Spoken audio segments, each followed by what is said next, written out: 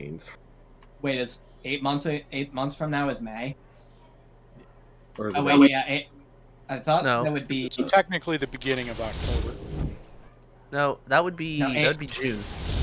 yeah, June. So like 8 to No, 9 you've months. You've 8 to still 9 got all months of from now. October. You've got November, December. Then you've got the 5 days or 5 months in the next year, which brings you to May. Okay, so like 8, 9, 9.5 months. You'll like New York. Like, I don't think you've spent much time in New York. I won't be spending much time in New York. I intend to be there for like 3 days. You'll have to That's give why us a I'm- that's why breakdown I'm of s- the weather. That's Let us why know I'm how saying, it is. dude, rain. A flash of sun, rain. Yeah. But Cobra, I think that's why you'll like New York in 9.5 months as well. What are you doing? I'm doing a cross coast trip. Oh, that sounds cool. Don't forget the fluctuation in temperature when it goes from fucking 80 to 40 and then back to 75. While still raining. Yep, pretty much. Yeah, it's like, oh god, it's like, cold and wet. Now it's hot and wet. Well, back when I was in college, there was a year where we had a fucking February. It was like 75 or something like that. There was a year when I was in college doing summer classes, and we had snow in June. Yep. I've had the Remember latest that. I've had snow is May, and it was like 2 inches. But I mean, Virginia's weather is bipolar as well. So because like in October, some days we'll have they're like 40 fucking degrees, and then it's 90. Mm-hmm. And then in winter we'll have days where it's like 75-ish, and then it's -12 the next day. And people say climate change isn't real. It's not. Yeah, Somebody's just like fucking the with Earth is temperature just switch. magically getting warmer. Hey, someone's just messing with the thermometer, all right? That's all it is. Or the he's thermostat. touching the We damn need to go thermometer. reprogram the nest. It's the thermostat.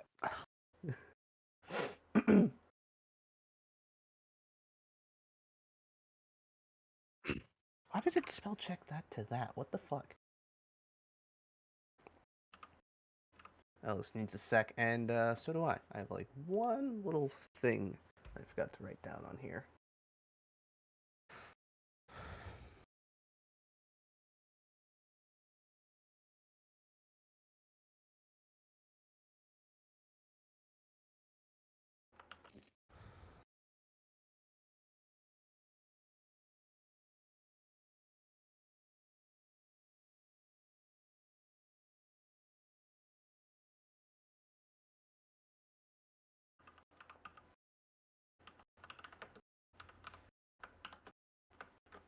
Well, while we're waiting, I'm gonna go get fluids.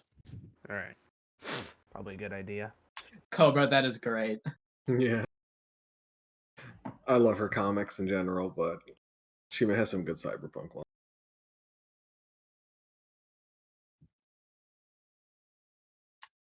God, all the good shit to come out of 2077 that isn't the game, dude.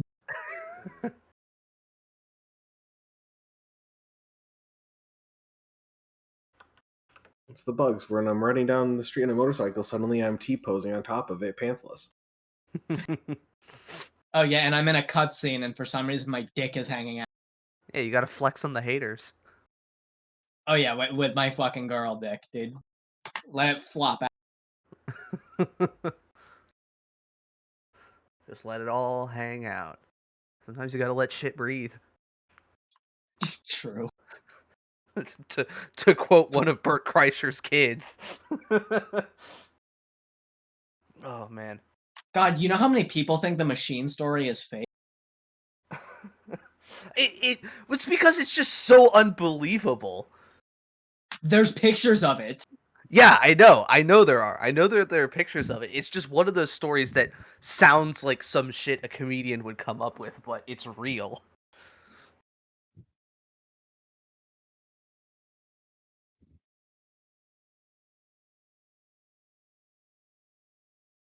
All right. Well, I am ready to go as soon as Ellis is good to go as well. Here's a photo of them in Russia right before the robbery. Oh yeah, he does have the fanny pack. Mhm. They all have 40s by the looks of it. Yeah, exactly. They got the good Russian 40s. The God, good this shit. picture is so 90s. Right? It's like it's the dude with the baggy jacket, some dude with his hat backwards, Bert's fanny pack, the guy with the do-rag. It's like, Well, and also not to mention that this is a photo of a physical photo. Okay, I'm ready. yeah, that too. Yay! Yay! All right. Who's in this picture? Me. It's Bert Kreischer. Have you read or heard the Machine story? No. The Machine story is the story of Bert Kreischer, who is a comedian, right? He went to Russia after being in 4 years of Russian because the teacher needed an extra person to teach the class, and if he Yeah, dropped he didn't it, learn would a have to damn stop. thing. He didn't learn a damn thing, so he went to Russia, didn't learn a fucking thing. And he became friends with Russian mobsters because it was the 90s after the Soviet Union fell. And, they robbed the train, robbed all of his fucking classmates. And, the only words he could say were, I am the machine and I fuck cats. I have more questions than answers at this point. Yeah, exactly. I can link it to you. Yeah, it's one of the best stand-up stories ever told. Wow. It's so legendary that I'm pretty sure at one point they were trying to make a movie out of it or something like that. Wow. How did that not be successful? I don't know. I had heard Congratulations, about it, by the but way. yeah, maybe it was like, hey, they're pitching it, and then nobody picked it up, probably. But or somebody was pitching it for them, and it never went anywhere. It That might have been sounds like a one of number of those- projects that died during the pandemic, probably. That sounds like one of those movies that would be like a Borat sort of situation. Yeah, or like something that Seth Rogen would be in for no reason. Yeah, something like, you know? You'd play one of the Russian gangsters. I'd watch Oh, that. I'd watch they're the still shit out of that. they're still actually working on it. It's not a story about what went on. It's Bert's drunken past catches up with him 20 years down the road, and when he and his father are kidnapped by those Bert wronged 20 years ago while drunk on a college semester. Oh my abroad in God. Russia. That's amazing. And Mark Hamill plays his dad. Yes! Oh, I'm gonna watch the fuck out of that. Mark Hamill plays his Yeah. dad? Yes, Mark Hamill, Nice. as in Star Wars Mark Hamill. Right, yeah. I see him as Joker. I just want them to get Mark Hamill to be Vesemir when they do the next season of The Witcher, or whenever they get around to him showing up in the story. He's showing it. It's already filmed. It's not Mark Hamill. Damn it! I was also disappointed. Sad. Although the guy, I don't know his name, but he does look like Vesemir, so at least there's that. Well, that's good. That's good. Yeah. Is it out on Netflix already? No. No. I think December? December. Yeah. Yeah. Oh, speaking of things that are coming out soon, I think pretty much only Cobra and Jake might care, but the Critical Role animated series Oh got no, its release date announced. I'm all about it. I just You know- posted something about that earlier, actually. Yeah. Fun fact about Critical Role, by the way. Uh-huh. They are the top income. Yeah, they're the top earning Twitch. stream on Twitch. Isn't that fucking crazy? Well, No. by subscriber count and their CPM rate, but you know they make money other Hey, ways with but their still. merchandise and I sponsorships. was gonna say and they all make that shit. Yeah. Critical Role makes fat bank. Yeah. So because their statistic includes outside of Twitch, since they are a Twitch show, any merchandise sales and all of that, and like their fucking GoFundMe stuff counts as money they've made through Twitch. So since they are a Twitch show, but other streamers, like when you only include money made on Twitch, make more than Critical Role. Not to say that Critical Role does not make a lot of money. Oh no, because they're like one of the, they are in like the top 50 of like most subscribed channels on Twitch, I think. Do I need to change my Twitch password? I would recommend it. Yeah. And your Amazon if you have Twitch Prime on that. Ooh. Which honestly What's I going think yeah, because of the source code leak. Yeah. I think if you just change your Amazon password, if it is linked to Twitch, it does both. Okay. Because your Amazon account kind of takes over your Twitch account. Okay. But God damn it! Now I gotta go and come up with a new password. yeah, them's the breaks. I mean, my password for Twitch is just my social security number. So Smart, Alice. Yeah. Very smart. big brain. I don't have to try to remember. Big brain plays. I actually Now make it it's- my mother's maiden name. That's it- been the best one for me. Alice, is it gonna be your social security number backwards now? Yeah, exactly. No, it's all the same numbers. They're just in a different order. Real quick, I know we could probably, at least someone would want to talk to me about this for the next hour, but I've been off work all week. I was on vacation this week, and I didn't go anywhere. But part of what I did was binge both Midnight Mass and Squid Game. Ooh, See, I need to watch. I went and binged Midnight Mass myself. Mm-hmm. That was a good show. I'm a little confused by it, but it was good. I liked it. We can talk later. Yeah. Is Squid Game good? Is it with watch? Yeah, Yeah, definitely. very much. See, I've been thinking about it. That's one. It's actually really well done. Mm-hmm. So that's what I've heard. I know I need to watch it. I just haven't gotten around to it because I'm lazy.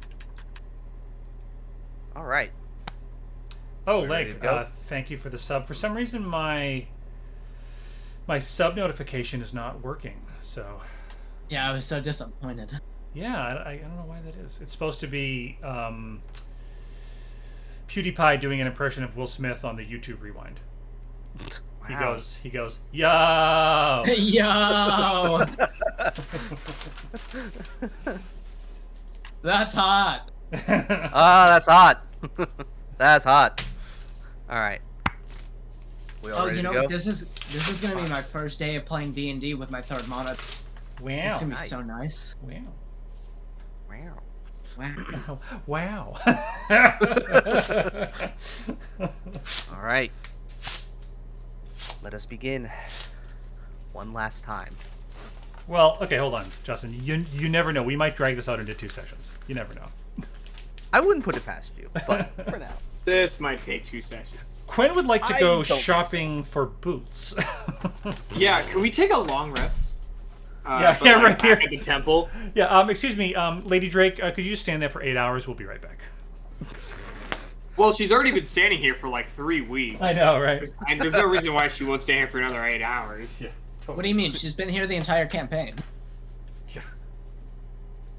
All right. So, when last we left the Vigilantes, you all had made your way into the underground tunnels beneath the city of Marduk, making your way into a portion of them known as the Highway, a very long stretch of wide tunnels that branch out into others, all leading towards a central chamber, as it were.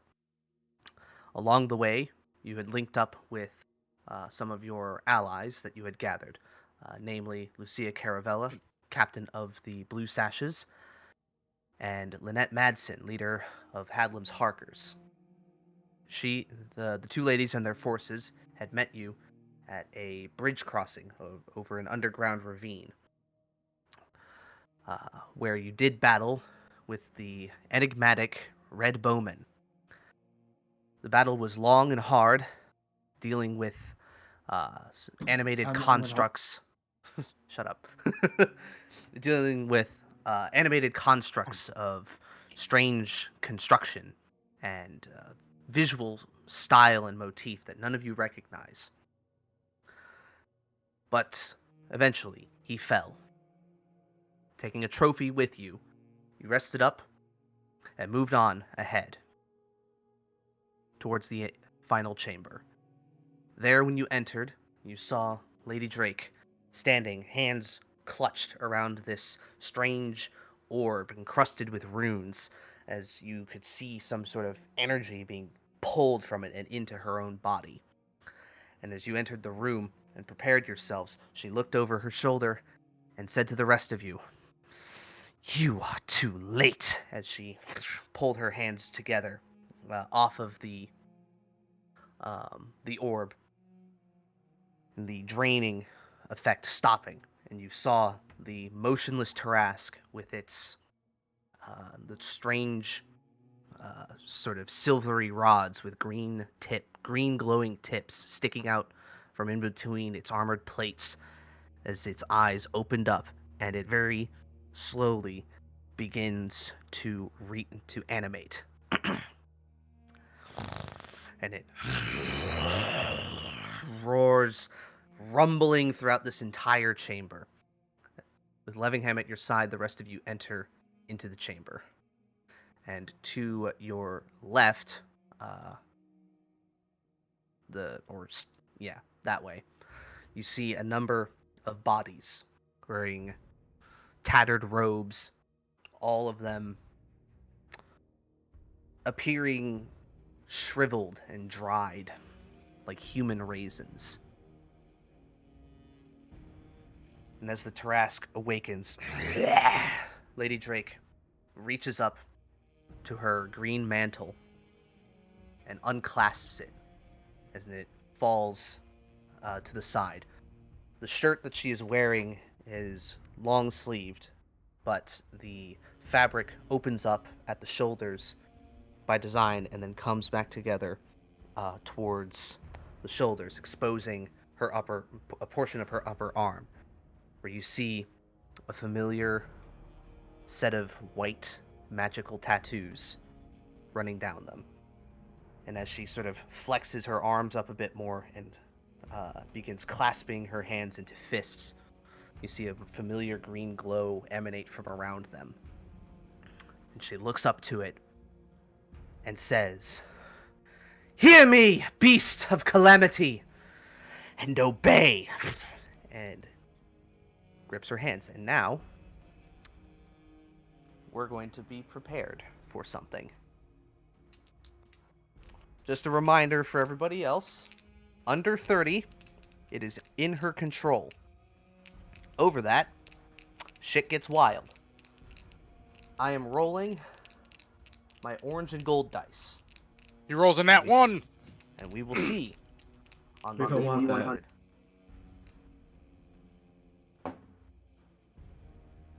Alright. Let me get the results to show to you.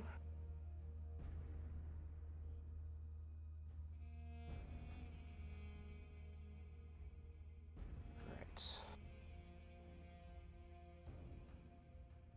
Just so we're all on the same page.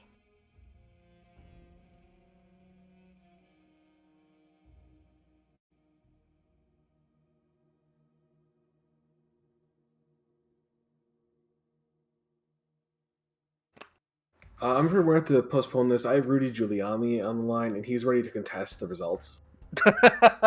Yeah, Wow. well-known good lawyer, Rudy Giuliani, the melting man. I fucking love that picture, where his fucking hair dye is dripping down. He's oozing like the villain in Fifth Element. Oh, Yeah. Oh, it's great. you remember what was it? Four Seasons. Lawn Yeah, and Garden. the landscaping company. Yeah, I saw. What a fucking joke. I saw a meme. I can't find it right now. Of course, I can't find it when I need it. It was basically saying about how Trump didn't go to any like 9/11 memorials, Mm-hmm. and it said, "Oh, he went to Ground Zero, tile and flooring." Oh yeah. Something like that. I think I know the one you're talking about. Yeah. All right. So with those results, as she flexes and sort of channels this energy, the lights, the glowing lights at the ends of those rods glow as well, and this surge of energy flows into the creature. It kind of thrashes around, discomforted, and eventually its massive claws up to the edge of the chamber here next to her, and it looks, and then seemingly, as best as a creature of this stature can, stands at attention.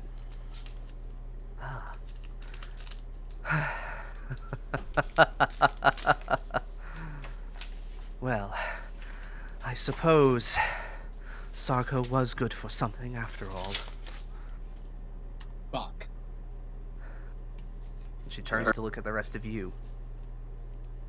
I'm gonna throw the head at her feet. Okay. So we're like, well, look what happened to your last pet. She looks down and sees and goes immediately for Kaze's head. The gentle repose having been re-upped at some point. Sure. I would assume so. She goes and grasps it, face to face, and looks at it.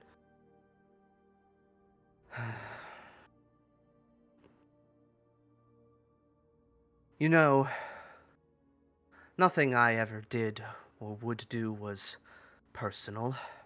I mean, how could I? That's such a grand scale.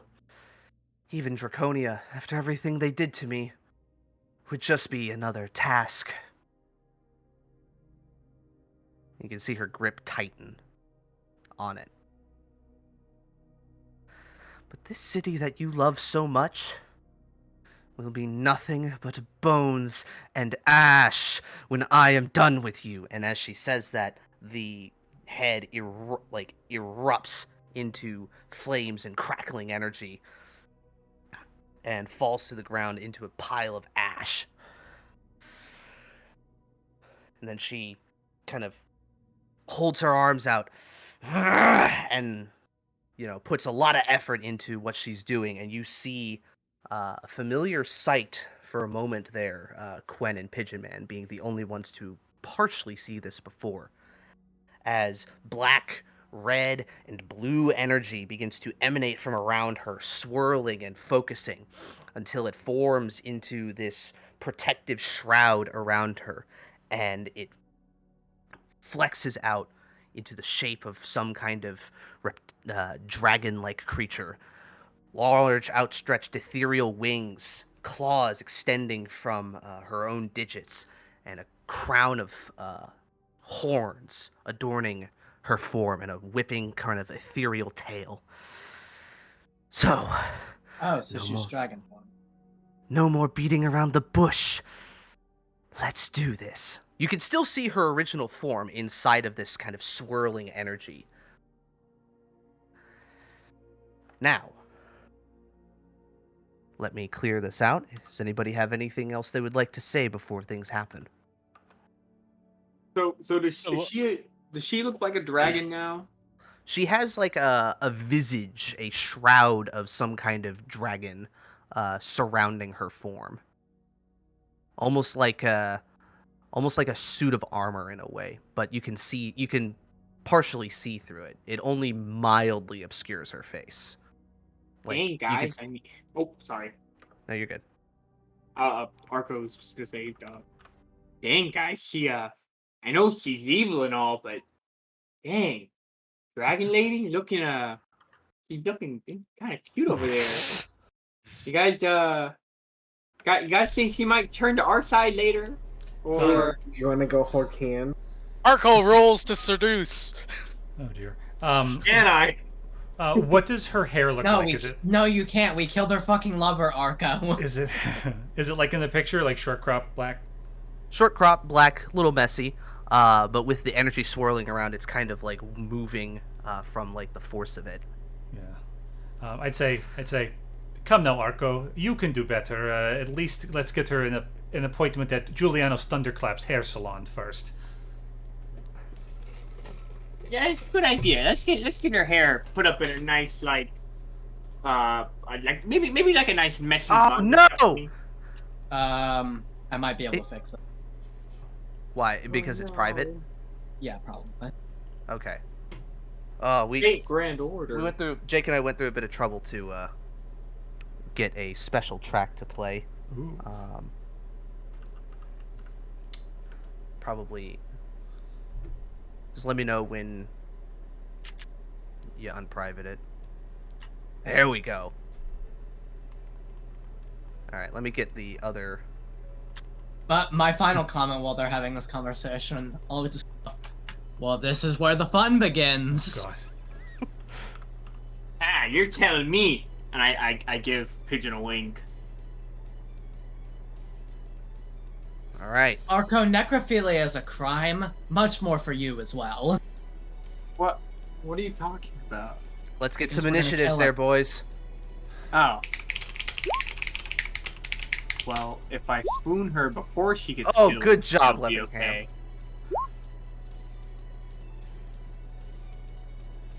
Oh, Wingo, fun. Let's go. Oh, Oh, dang it. jeez. Wow. Let's get that out of the way. I did it. I rolled a 20. I rolled a 14. Leg Arco- complaining about their initiative compilation. Arco, hover over your 21. You rolled an advantage, they were both 20. Holy shit. Oh my god, Way they to- were.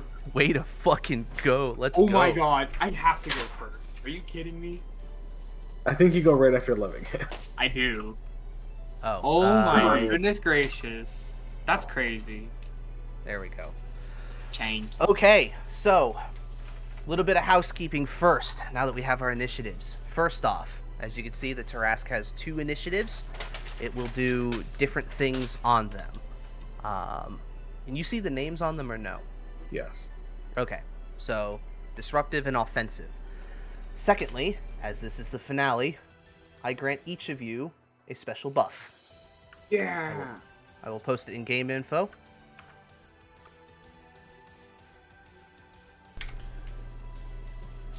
Pigeon bullets gets a don't double exist. trigger.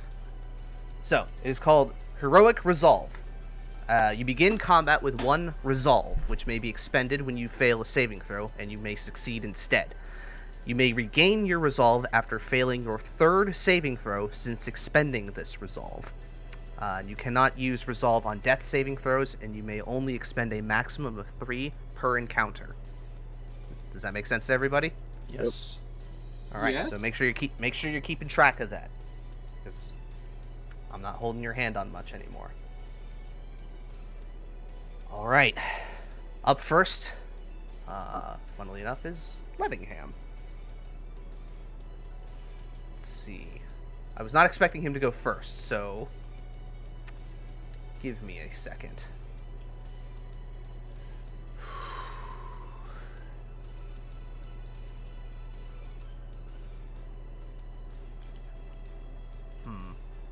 No, he wouldn't want to do that because that's going to make things difficult for you guys.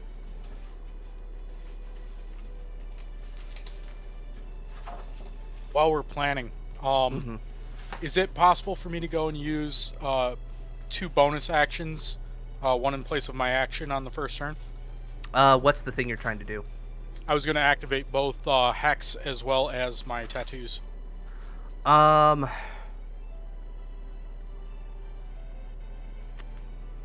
Well, didn't you have your tattoos active in the last? I think No, you I did. didn't. No, I didn't activate my tattoo. I Okay. had Hex running. Okay. Sure. If you want to do that on your turn, I'm okay with that. Okay. Oh God. All right. Levingham's going to scoot around the side here, get a little bit of cover, and he's gonna pump a 3rd level magic missile at her.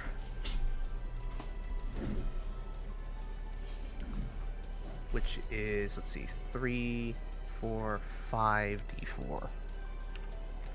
Maybe if I hit /roll. d4 plus 5.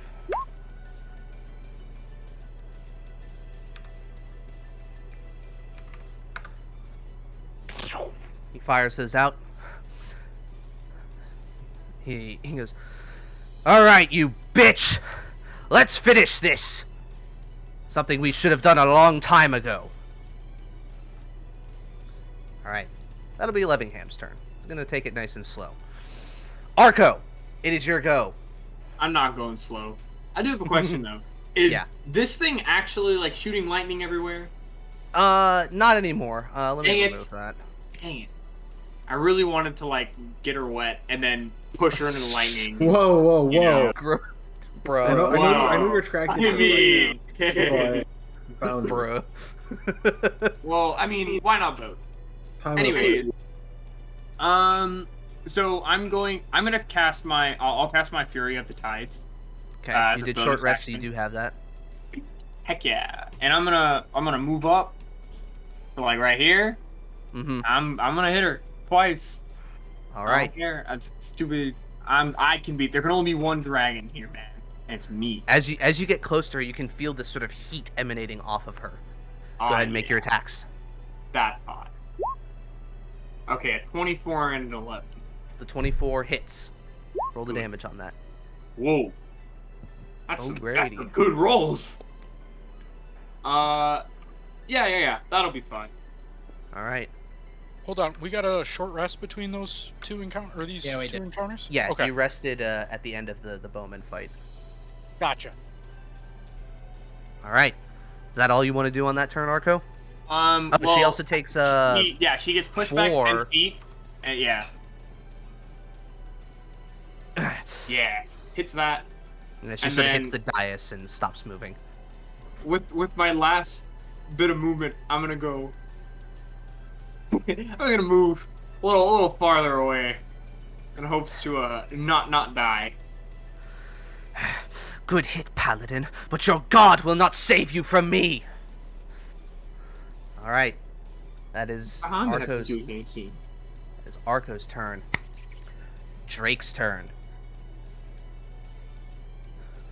So, with her shroud active, let's see.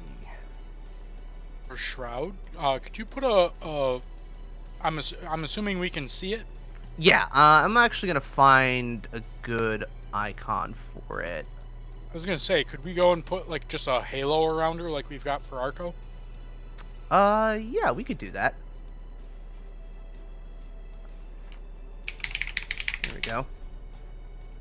Coolio. It's not that big. It surrounds her person, but just for the sake of it.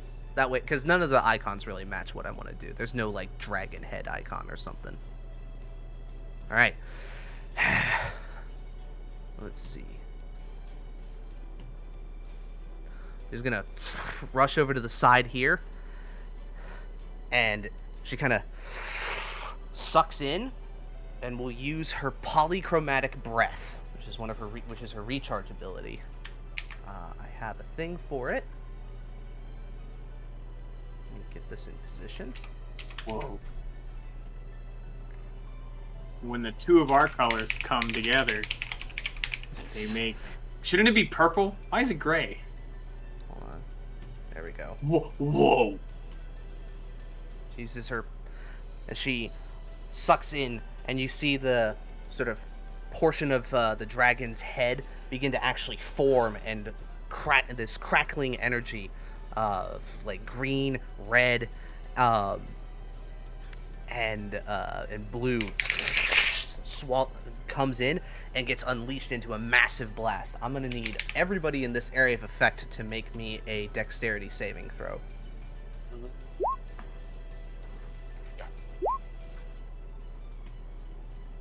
Guys, I shouldn't have rushed in. I think I'll use my thing. Your Yeah. resolve? Okay. Yeah, I'm gonna use my resolve. Same's easy. Okay.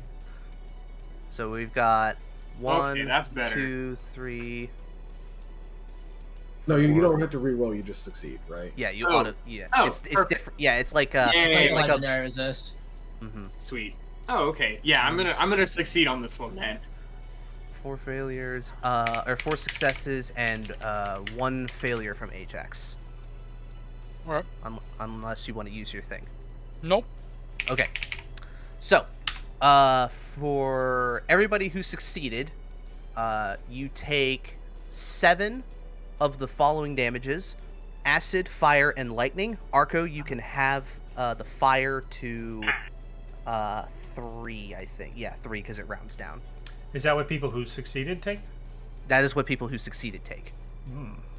So 21 So total of 21 unless you're resistant to anything. Ajax, however, takes 14 of each unless you are resistant to it, and you are knocked prone. Wait, 14 of each?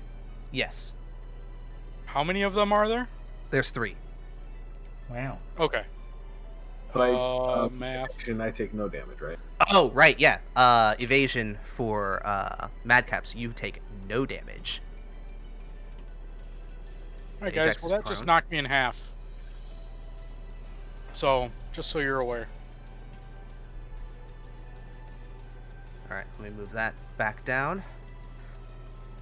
But that silver lining, that's her action. And we'll end her turn there. Now it is the disruptive action for the Tarask. Let's see.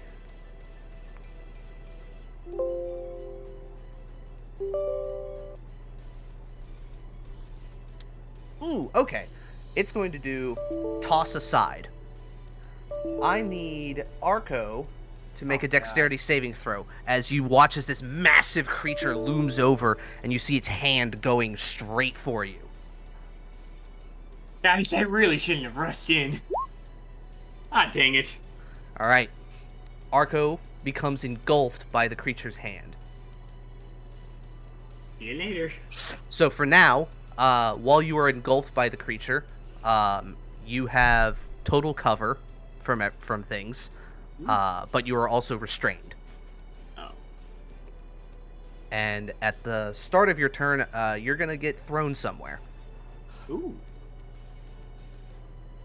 So, and for the purposes of this, like, Arco also kind of gets lifted off the ground a little bit, so you can still rush in towards Drake.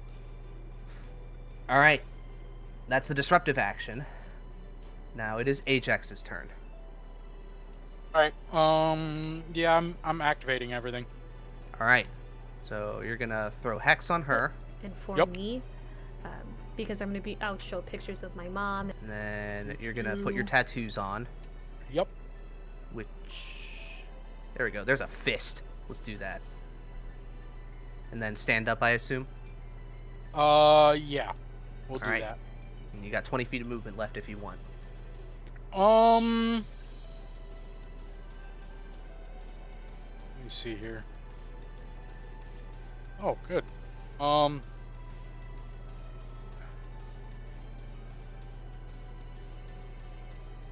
actually gonna go and move to here, I think. Okay.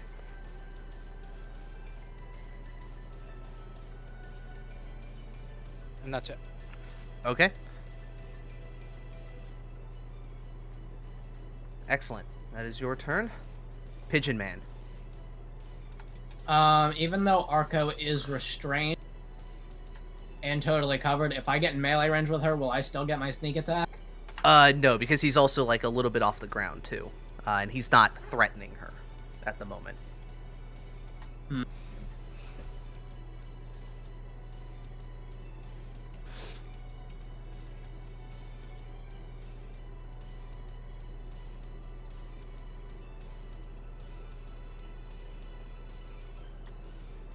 Fuck.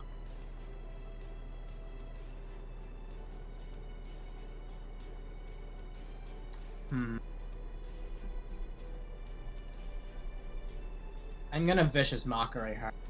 Okay. Go ahead and click that for me. DC 14 Wisdom.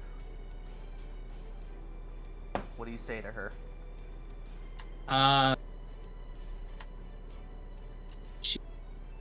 She's a moon elf, right? Yeah. You know, you're a little pale. You should probably go outside instead of fucking with monsters. Okay. Touch grass. She Touch rolled a grass. she rolled a 9 on her Wisdom save, which is not good. So she takes 3 psychic damage and has disadvantage on her next attack roll. Let me read. Or I can import. I forgot. With Hex, with Hex, she goes and gets disadvantage on Constitution saves. It's checks, not saves. Or whatever. Oh, checks. Ah, fuck. Yeah. All right. Never Unfortunately, there are no Constitution checks. Unfortunately. mind. Yeah, that blows. Never mind. You could do strength or athletics. Yeah, we're or gonna go with acrobatics. strength. Fuck it. Okay. All right. So strength. Can I put letters in this? Okay. Cool. I'll put that in her blue bar, a little S. All right. And I will move right here in front of this pillar. Okay. Those don't go to the ceiling, but they are like raised platforms. Oh, awesome. Meanwhile, we got Regicide going. All right. All right. So Pigeon Man will end his turn there. Madcap, it is your turn. How tall is the ceiling? Oh, it goes way up. It goes to like 60 feet or more. It's a big chamber. Okay. I'm going to bonus action Kensai shot, Okay. and I'm going to start running. Let's see. 2, 3, 4. I'm gonna start running diagonally up the wall. Okay. So I'll get diagonally like 20 or 20 feet ish. Yeah. Mm-hmm. And then I will throw. I might as well get the misses out of the way first, so I'll make them sharpshooter. Okay.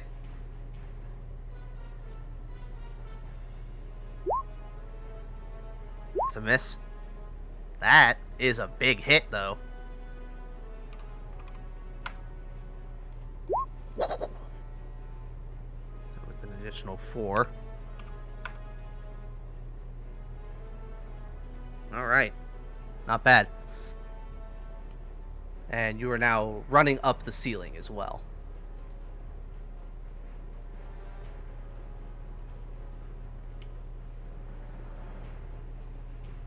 And that'll be me. Okay. We'll kind of scoot you over a little bit since you're going up at a diagonal, right? I mean, I'm probably like there. Yeah. Okay. Alrighty. Quen. You would see the witch cast greater invisibility on herself as she stands there, Okay. and then as she fades from your view, I'm gonna run over here behind this pillar. But as I do Okay. so, I'm gonna throw a 3rd level healing word out at Ajax. Okay. So Ajax gets 17 HP back. Yay! You rolled Not bad. mad. That's pretty good. Yeah, it's a good. That's roll. max, yeah. That is Nice. good. Nice. And that is Quen. Alright. Let's see. At the... no, she's gonna wait. Alright. Now, an offensive action from the Tarask.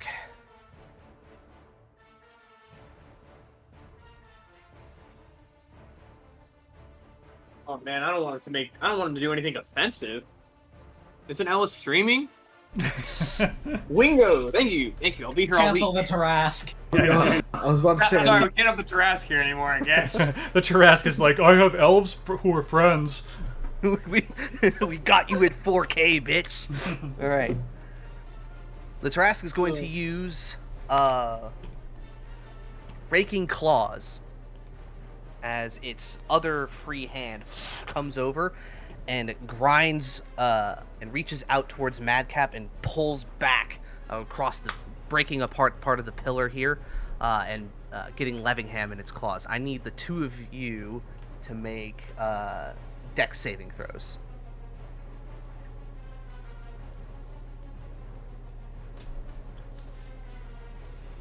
All right. Madcap, you succeed, but Levingham fails. So Levingham is going to take 14 slashing damage. He's had worse. Yeah, and he's going to get pulled all the way to the edge by the claws. Madcap, however, succeeds and will sort of pirouette and kind of reverse your momentum along the wall and go on the outside of this area of effect. Alright. All right, so I'll move that back. Alright, now it's Levingham's turn, as he kind of gets himself up. Well, that was problematic. Let's see.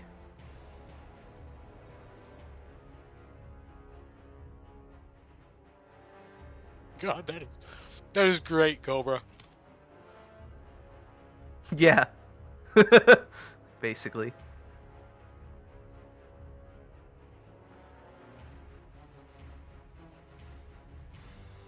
Alright. He's pissed. We're doing this. He's targeting her. Yay! Oh, He yes. throws my the God. weapon. Alright. So he kind of flips through his spell book and goes, I didn't get to use this against your little friend. Let's see how you fare. And he's going to cast Disintegrate on her. Wow. She needs to make a dexterity save. And his DC is 18. Ow! I had the storm didn't work, by the way. Why? Oh, no. Why haven't we been running with Levingham this entire time? He's so crazy powerful. Because he What had are we one doing? arm. Because he was Oh? crippled. Oh, Yeah. he doesn't need 2 arms to cast a spell. Yes, Yeah, it he does. does. Oh. Yeah, he Magic does components. actually. Ah, shit. Yeah. Either that or he has to have his spell book open to the page, and you can't really hold the spell book with one hand and then cast the spell. We should have just hired somebody to open the spell book for him. This Just is a Naruto little Ninja goblin Jutsu, that just yo. carries it around all the time. All right. Lady Drake rolled a 22, which I think Disintegrate is save or suck, right? Unfortunately. Yeah, it just says, or they take the damage. Oh, that's Ugh, that sucks.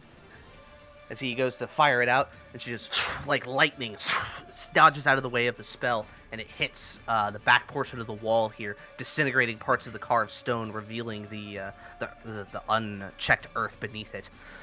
Fuck! Wait. Hmm? A creature targeted by this spell must make a dexterity saving throw. On a failed save, the target takes 10d6 plus 40 force damage. Right, but she succeeded. It says if you fail. On a failed save, the target takes 10d6 plus 40 force damage. Right, she succeeded her save. Succeeded her save. Oh wait, if failed. Okay. Sorry, I'm stupid. I forgot how words work. It's all good, dude. Alright, Levingham's gonna come behind this pillar and be very, very sad. Alright. I forgot how like the economy of things works with words. Is like, I thought you were saying his spell failed. Of course Yeah, you yeah, don't. no. Of course you don't understand comedy. You're economist, or you're an economic. Yeah, you're economist. Wow. Alright. At the end of Levingham's turn, she's going to take the legendary action to do Rush and can move up to her speed towards another creature. And she outstretches her wings and flies towards Madcap. Bring it, bitch. Don't move yourself, Arco. You're not grappled by her. Oh. Oh shit. Uh, I don't know where I was. Here. Okay. Where's the regular wing? There we go. So she goes to fly up to you. All right. Now it's Arco's turn. So now I get to decide which direction you get thrown. Okay. In that direction. Sure. Oh, All right. Yeah. Whoosh. You get thrown against the wall. I activate my this wings. normally- Start flying. This effect normally doesn't do damage, but because the trash just threw you into a wall, we're gonna assume you take some fall damage from that. All right, not that much. 6 points of bludgeoning damage. Not that much, he says. I mean, for fall damage, it could get worse. I guess. Remember, it does get capped at 10d6 though for some fucking reason. Yeah. Oh yeah, Gravity. I fell like 5 miles. I only take 10d6. You know that rule is the reason why that Warforged that was, given the responsibilities of an angel but wasn't. Oh. That's why I wrote the falling into his backstory, right? Because it can only take 10d6 damage. All right, Arco, it's your turn now. Lady Drake is flying. About how far up is Madcap off the ground? Probably about like 15, 20 feet. Probably like 18, we'll say. 18. Yeah. So roughly 20 feet above you. Can't reach that. But you know what can reach that? Call lightning. You gotta be outside for that. Nope. You don't have to be outside. You Yeah, don't? you do. Nope. Yeah, you do. No. What? It requires Hold open air. Ping the spell. Just link it in the thing. Yeah. I always thought that if it was outside, you just get a bonus. Here. I think it's a bonus if it's already raining or something. I might have just Let's done see. it wrong. This spell doesn't come up very often. Okay, I'm not gonna do that. Well, I can't reach that. That's not fair. Well, post it. Let me read it. I'll let you do Okay. it if it works. Here.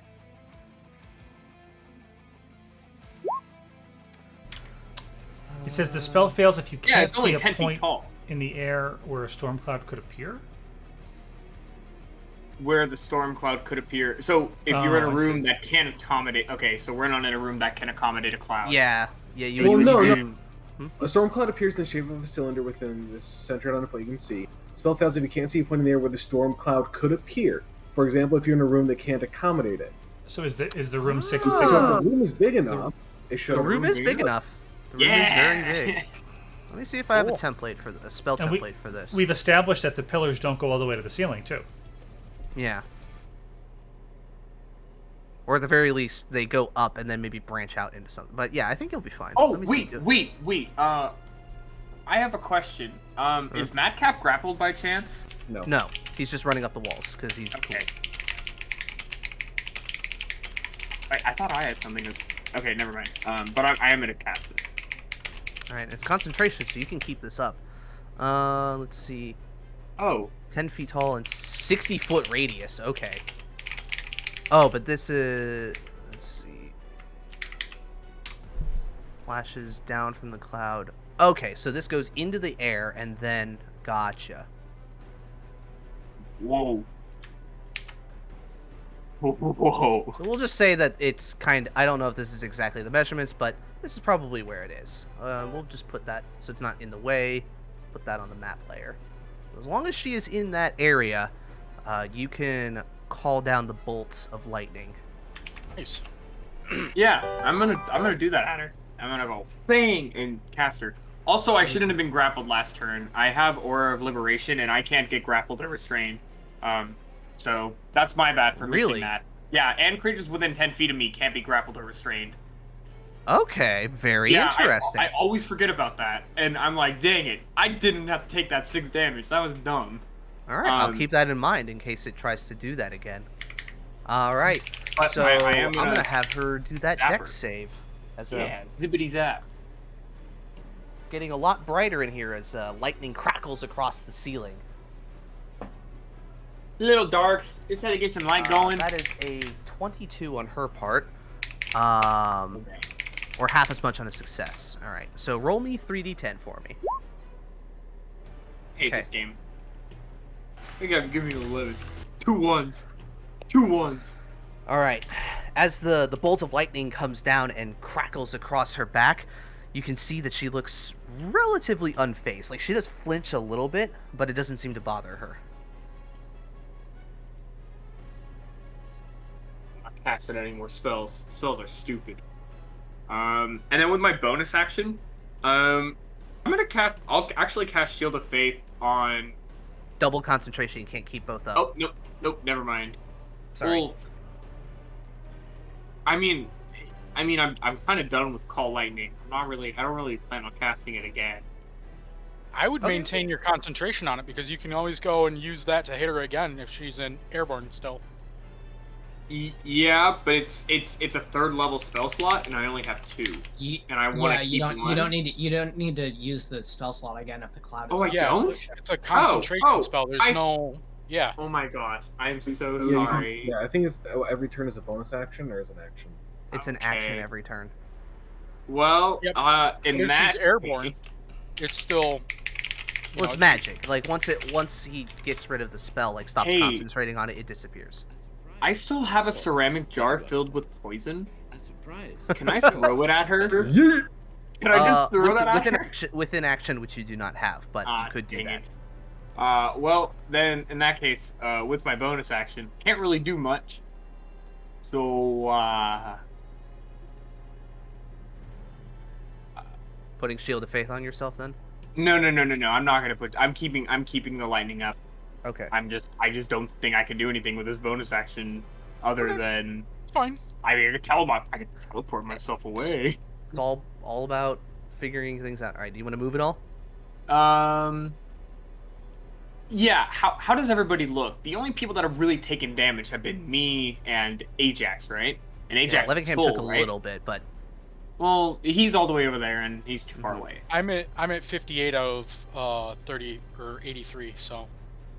I'm gonna sit here, and I guess with my bonus action, I'll look up to her, and I'll say, "Fight toe to toe, you coward!" That was supposed to be Reinhardt when he calls out a sniper for all of you Overwatch fans, but Sure. I can't do a good German accent, so I fact- will call to her and tell her to fight me toe to toe. And That sounds- and I'm gonna put up my fist like a fisticuff. okay. You know? Make a.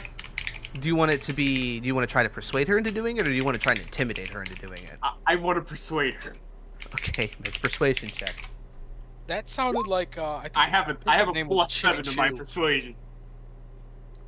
I wanted to fight me fist to fist. Let's go. I challenge you to fisticuffs. I think that's my line. Cake. Yes, sir. Barrier is giving out. I can't hold forever. Yeah. All right, she'll look to you and say, "When I'm done with this one, sure." And it is now her turn, and she is gonna go in and do 3 draconic rend attacks against you. First one's at disadvantage. Right. First one is at disadvantage. So, let's roll. Alright, well, you brought it down from a 28 to a 13, so that's good. That'll Oh, miss. thank you. But Alright, You are welcome. now, with no disadvantage, 27. and now's a good time as any to second chance. Okay. 20. Fair. Still hits. Alright. Second one is a 19. Hits. Okay.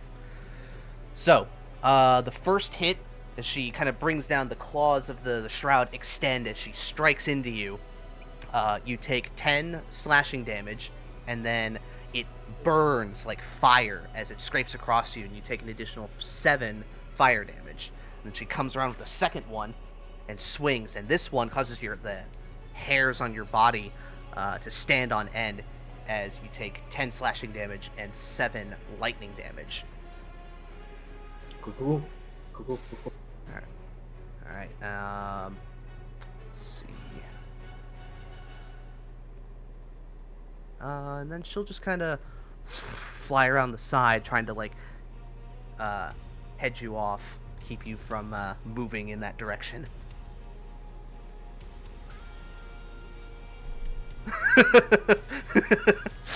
I miss Brooklyn Nine-Nine already.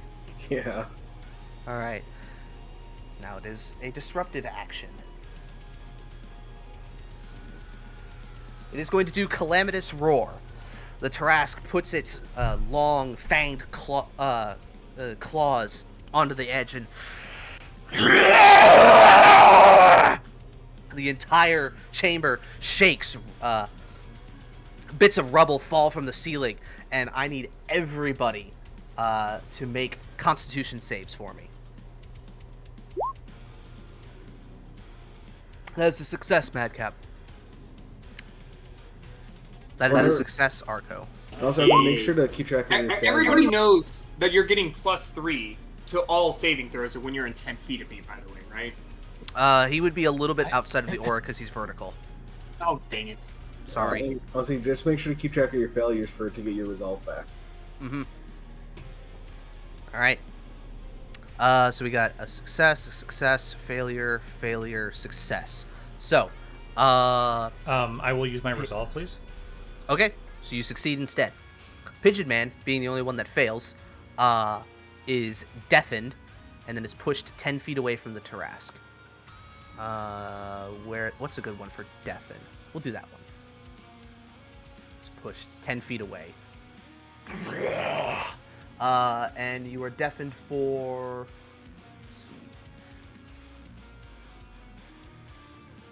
Let's see. You're deafened until the end of your next turn. I forgot where I wrote it. There we go. So, deafened until the end of your next turn. Ajax, it is your go. All right, question. How high in the air is she at this point? I would say she probably moved down a little bit, so if you can get like right next to her, you could hit her with your fist because you have 15-foot range, right? Yes. Now, here's my next question. Mm-hmm. These fists, are they capable of grabbing things? I don't know if they are because I believe they're spectral, so I think they're just doing force damage. They do, Basically, yeah, they do or- force damage. So I'm pretty sure the tattoos just give you a reach on your attacks, and that's it. Not necessarily on your grapples. Damn! I was hoping Yeah. I could grab a hold of her and yank her down. Yeah. All right. Well, that's cool. I'm gonna basically get right underneath her and Can you get that far? yeah, 40 feet. Oh, yeah, 40 feet. Okay. Here, just put yourself like right to the next side of her, and I'll just assume you're underneath her. That way I can still see your token. Here, we can go and do this. There we go. All right. And yeah, we're gonna fucking hit her. All right. As you go in with your lit up tattoos, you kind of see to your side, and everybody else can see this now too. Now that HX is getting into the fray, a sort of what looks like a porcelain and gold gyroscope kind of floating above his shoulder with an eye, a glowing eye at the center of it that's giving off like a slight amount of like radiant light. And as you go for your punches, Ajax, you hear the voice of your patron in your mind say, let's see, I am watching. Go forth and be without fear. Says the I am watching. All right.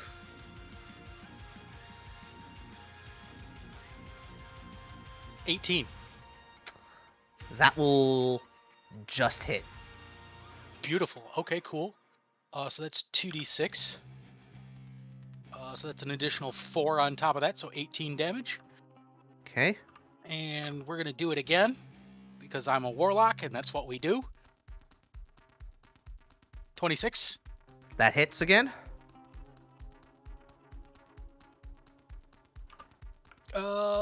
So it's an additional 8. So 17 Nice. that time.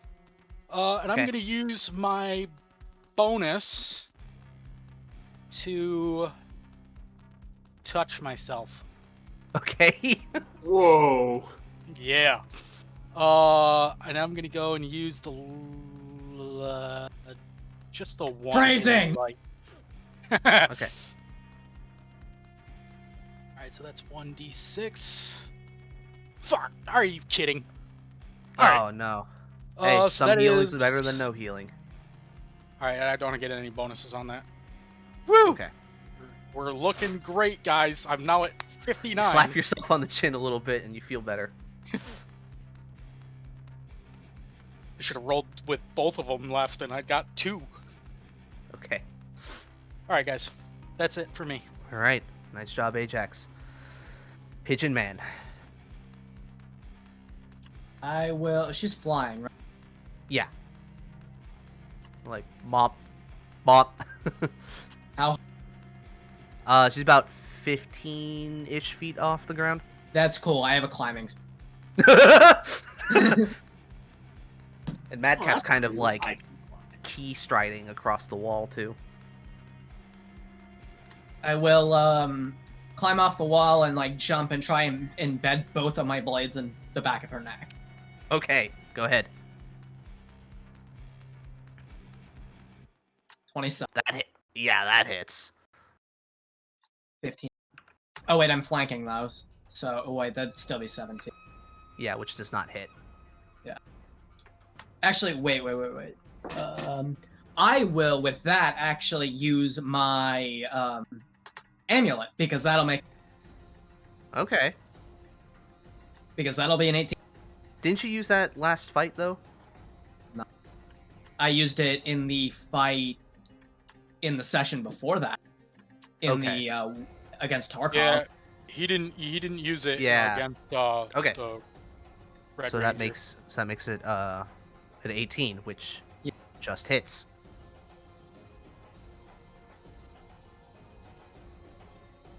All right. So then we get the 6 or no, not the 6. You get the 2 and the 9, which is 11 damage. Okay. And because I didn't kill her, you can describe what. So you kind of run up and you kind of take the short sword out and kind of dig it into one of the spots in between like the carving, and kind of use it to launch yourself up.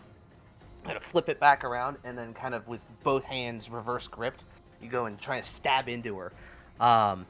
The power of the clockwork amulet kind of repositions causality, so you are able to get both in and kind of sink into her back just a little bit through the shroud.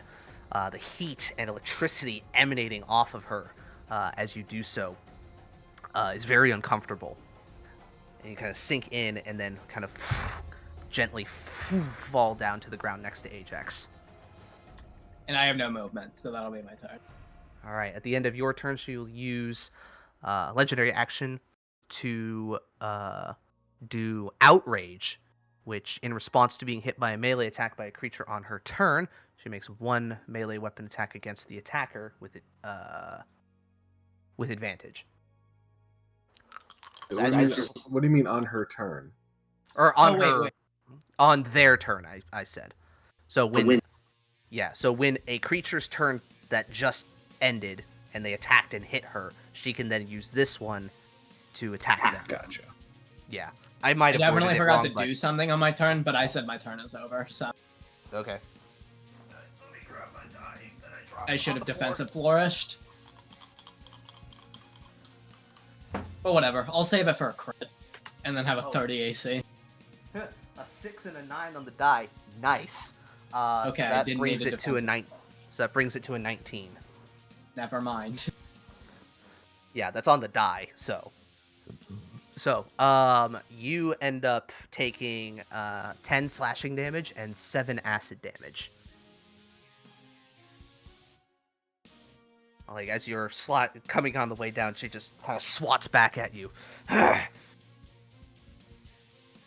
Madcap, since you're and Pigeon Man, since you're close to her now, you can see that her eyes are now like kind of, they've slit pupils and they're very intense. And her like canines are a little extended from this transformation. All right, that ends Pigeon Man's turn, and the legendary action, Madcap. Okay. So before I go with my actions, I'm gonna intend to try and loophole something. Okay. So opportunity attacks are when you use your own movement to move out of an enemy space. Okay. So I'm only like on the wall as I keep running. Mm-hmm. So what if I just stop running and I fall? And you just drop. I'm not using my movement. Sure. You know what? And because she just like took a swipe at Pigeon Man, I'll say sure. She doesn't get an attack of opportunity because of that. You do it when she's not looking at you. All right, I'm gonna do a couple attacks before I go. Okay. First one will just be the add.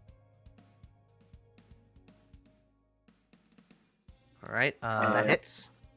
Fuck it, stunning strike. Why not? All right. If Run through those resistances, boy. yeah, that's the best case, I burn a resistance. All right. Constitution, 21. Yeah. Okay. I will say she rolled pretty high on the die on that. No, I'm just saying. I wasn't expecting it to work. Okay. All right, we're just gonna go with.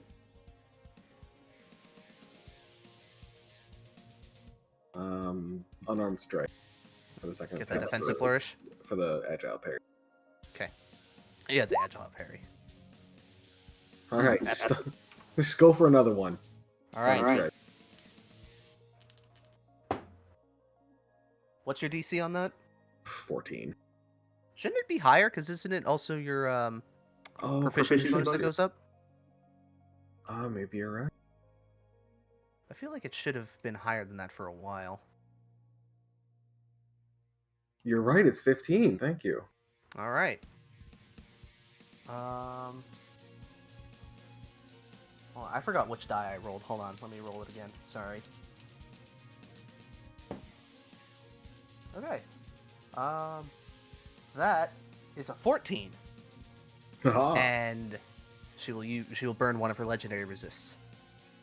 Okay. She Because does not want to be stunned. Because you're letting me get away with my loophole, I'm gonna flurry a blow. Okay. Pop pop on your way down. Stunning strike on each of those two. All right. First one. All right, we're going to use a legendary resist to succeed because that is a 13. Last one.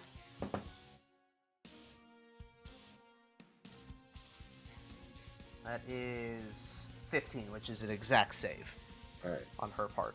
All right, she's down to 1. Okay. Hey, I burned 2 of them, guys. It's good. That's real good.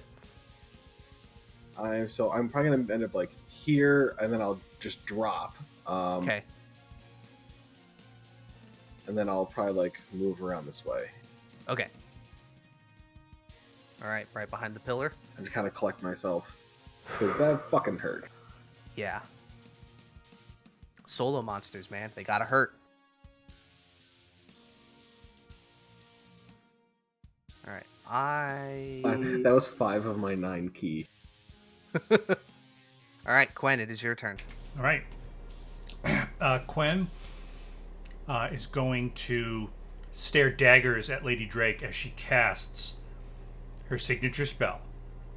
Dissonant Whispers. Dissonant Whispers at the 1st, 2nd, 3rd, 4th, 5th level. There we go. I knew that was coming out. All right. Woo!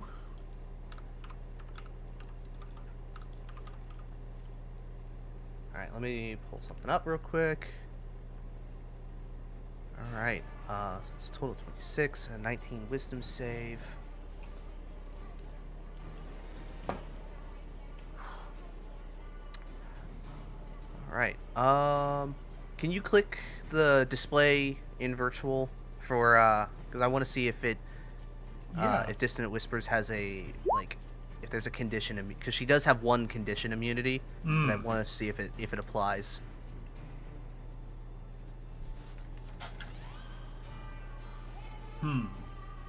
No condition. Okay, so it's not one of those ones like, oh, a creature that can't be frightened automatically succeeds or something. Okay. All right. Well, she's gonna take that, and because she already used her reaction, she used her legendary action. Yeah, no, I said she's gonna take it, so she'll take the whole thing. Wow. That really hurt. That brought her here. And then she uses her reaction to run away from you. But she can't see you. That's a good point. I'm gonna just that's a really roll good point. randomly then. I'm just gonna roll randomly. I'm gonna let the dice decide which direction she goes. You know, I'll bet there's a tweet about it, Cobra. Yeah, Crawford's probably said something about it.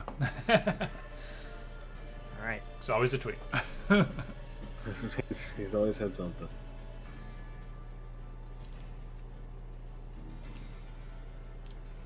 Let's see. So I rolled this, so she's gonna go here. It says they have to use all of their speed, right? Yep, they're moving. Yeah, movement. And she's flying, and she's got I think a 60-foot fly speed. Yeah, 60-foot fly speed. Ajax does get an attack of opportunity because you are within range. Yay! Fucking hit her. The leg does too. Legs on the ground. Oh, And okay. she went like kind of at a. She glided across. Gotcha. Ooh, not bad. Roll your extra d6s on that. Oh, come on! Alright, that's an additional 14.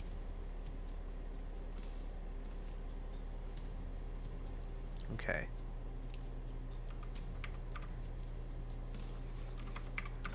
What's this big circle represent again? That's the call lightning. That's Oh, way cool. above you. I just put it on the map layer so that you guys are on top of it. Ah. Okay, there we go. All right. Let me think for a second.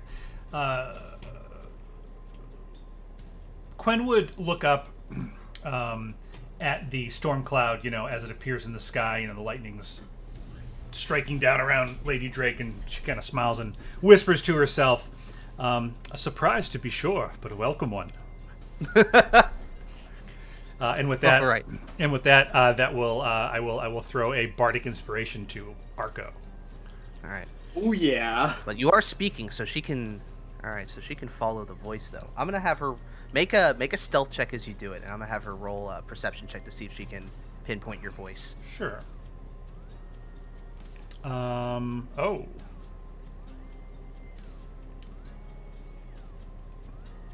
A weird pop-up popped up.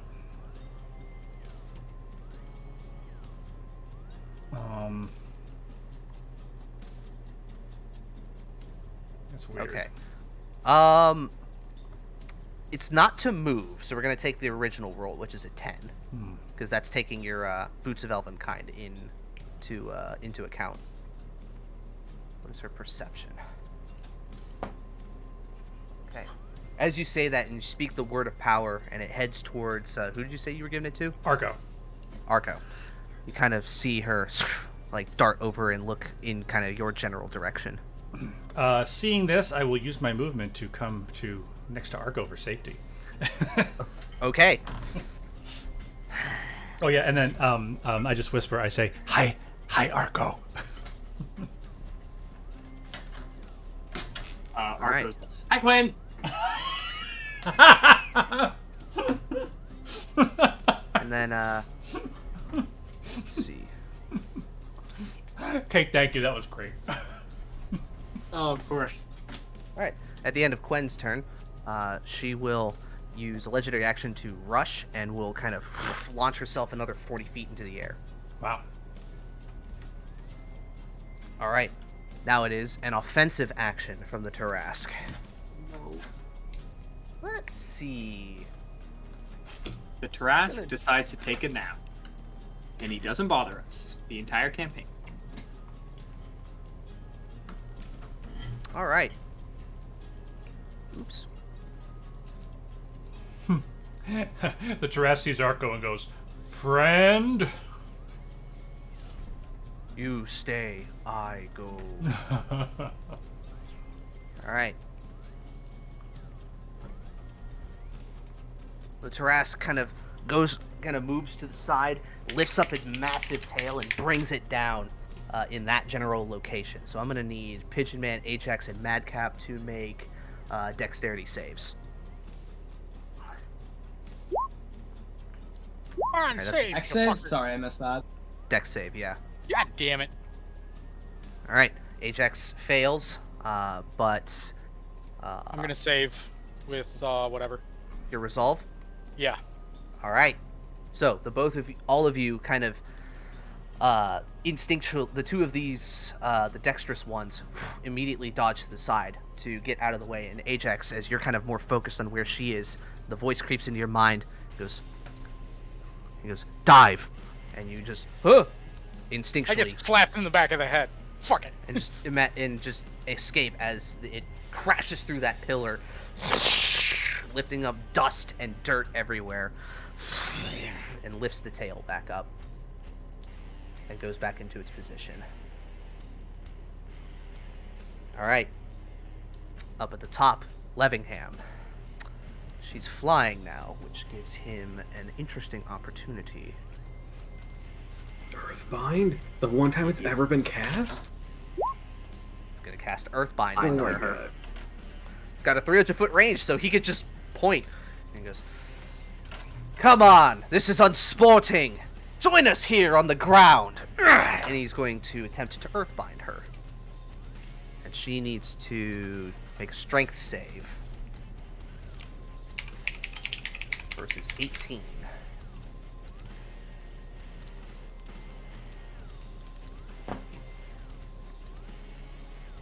Alright, strength is 17.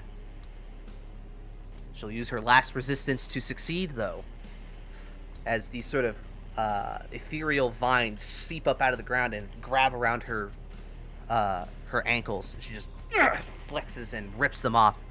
He goes, "Well, let's see how much more you have left in the tank after that."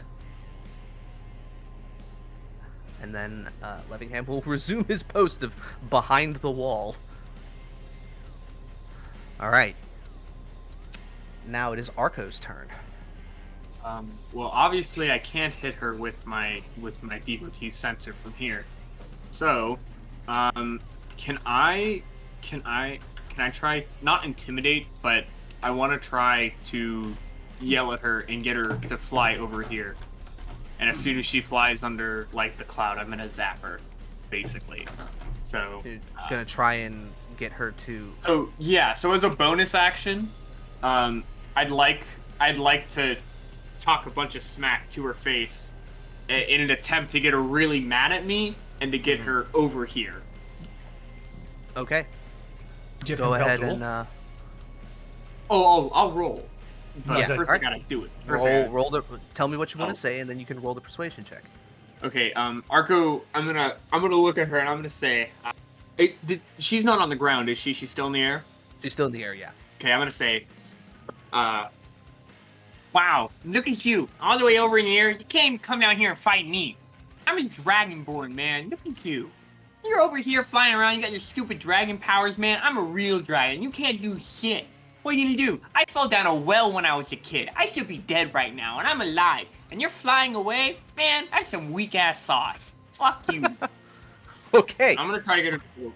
All right. Roll that persuasion check. Can I? It's the most Can aggressive persuasion I've ever seen. Can I re-roll that? Using- With my inspiration. I have bardic inspiration. It's not a re. The bardic inspiration Oh, lets you sorry. add a die. I'm gonna add a die. Okay. It's a D8 right now. When? Oh, mama. Oh, mama. That's 24. Okay. That's a lot. And I'm Roll gonna. that Yeah. insight on her.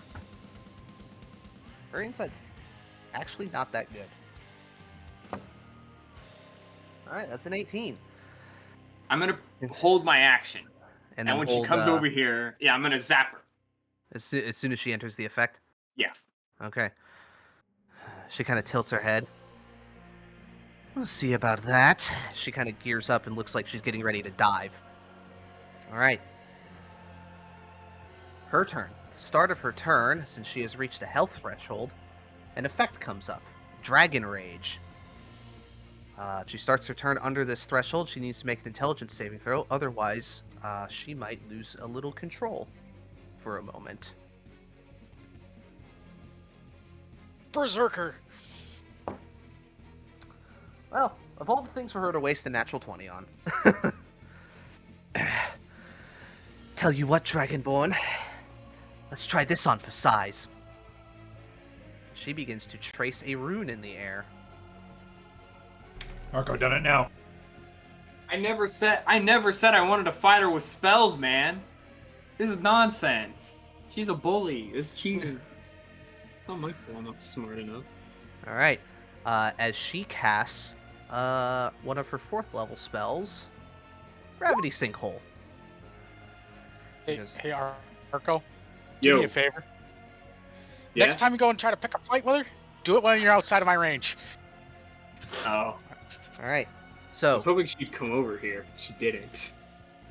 she casts Gravity Sinkhole, and as she does so, imagine the tricks I would learn upon my return to Draconia. And she clasps her hands, and this sort of gray and black tear opens up in a very small spot right at the center, and you feel the gravity suck you guys towards this. So I need everybody to make Constitution saves. Don't forget, everybody gets a +3 within 10 foot of my radius. Arco, you also you can add a 1d8 to yours if you want to. He already used it. I already used it to get her to come over here, but Oh, that damn. didn't work. Damn. The whole point of that, I'm not gonna lie, the whole point of that roll was to get her to fly over here, not necessarily for her to fight me with magic, but okay. Well, we still have Also- the rest of her turn. So just wait. That's true. Also, there's the corner of a wall right here. Could I theoretically grab onto that? Well, the spell happens and the effect happens. So if you succeed, I just need to double check what her DC is. I think I'm right on the line, Excellent. probably. 19. Fuck. Well, I rolled a 12. Oh, wait, we get a +3 to that? If you're within 10 feet of me. Yeah. So if you're in the blue, Ajax and yeah. Witch. Oh, I am. Sweet. All right. So 20. So technically, I got a 15, but all right. So Arco will fail, but Ajax Oh. and the Witch will succeed. yeah. Nice. Madcap also fails. Pigeon Man succeeds. Or no. Pigeon Man fails. All right. So for failures, let's do the damage first.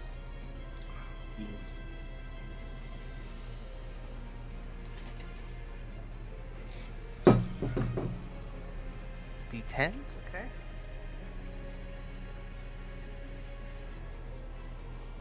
I don't like where this is going. Okay. So a total of 20 damage to everybody. 20 force damage to everybody who failed. And then you are pulled towards the center. Those who succeeded, what do we take half or? Those who succeed on a successful creature takes much half as much and are not pulled. All right, so that's 10 for us then. Yeah. Fuck! Come on! Never mind, I got. Over Alright. here. Hey, on the bright side, now everybody's in my auras of protection and liberation. So kudos to that. Except for the witch. A task failed successfully.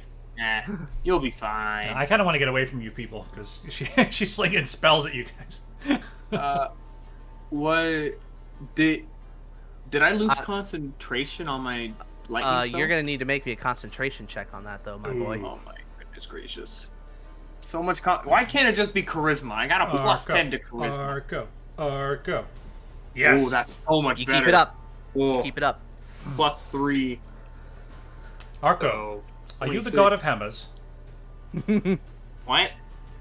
I'm not a. I can't say I'm a god. That's blasphemy. Come on. All right, and then Quen, your greater invisibility just lasts, right? It's not constant. Is it concentration? Oh, It is concentration, but I believe she's got advantage or something. I don't think so. I think she would need like Warcaster or Oh something. no! With greater invisibility, you can make actions, but it doesn't go away. Yeah. All right, so go ahead and make me a Constitution save. You took half, so the DC is 10. That's the basic of me. Okay. Woo! You managed to stay invisible throughout all of that. All right. I'm looking at Then like the accretion disc on the black hole.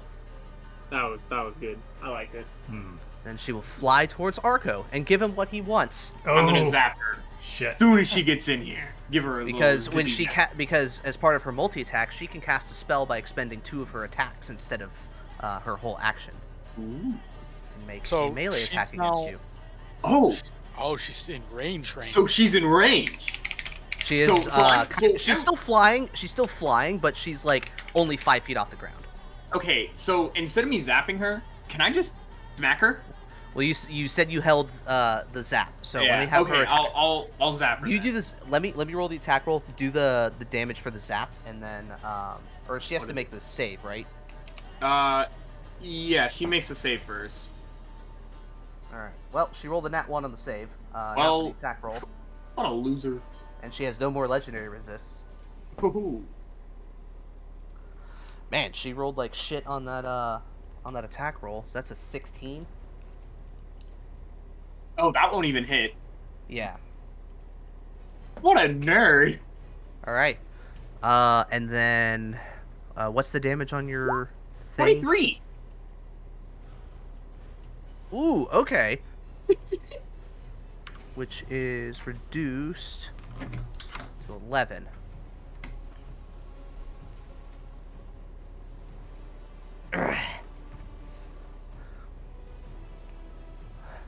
As she flies in, gets zapped, and kind of has to keep her flight path going, and then she gets close to you and makes one quick swipe that you manage to duck out of the way of. All right. It is now. You may have stuck us all, but I was still able to get you. Haha. All right. It is now the Tarask's turn, and it is time for a disruptive action. It is going to do enraged thrashing.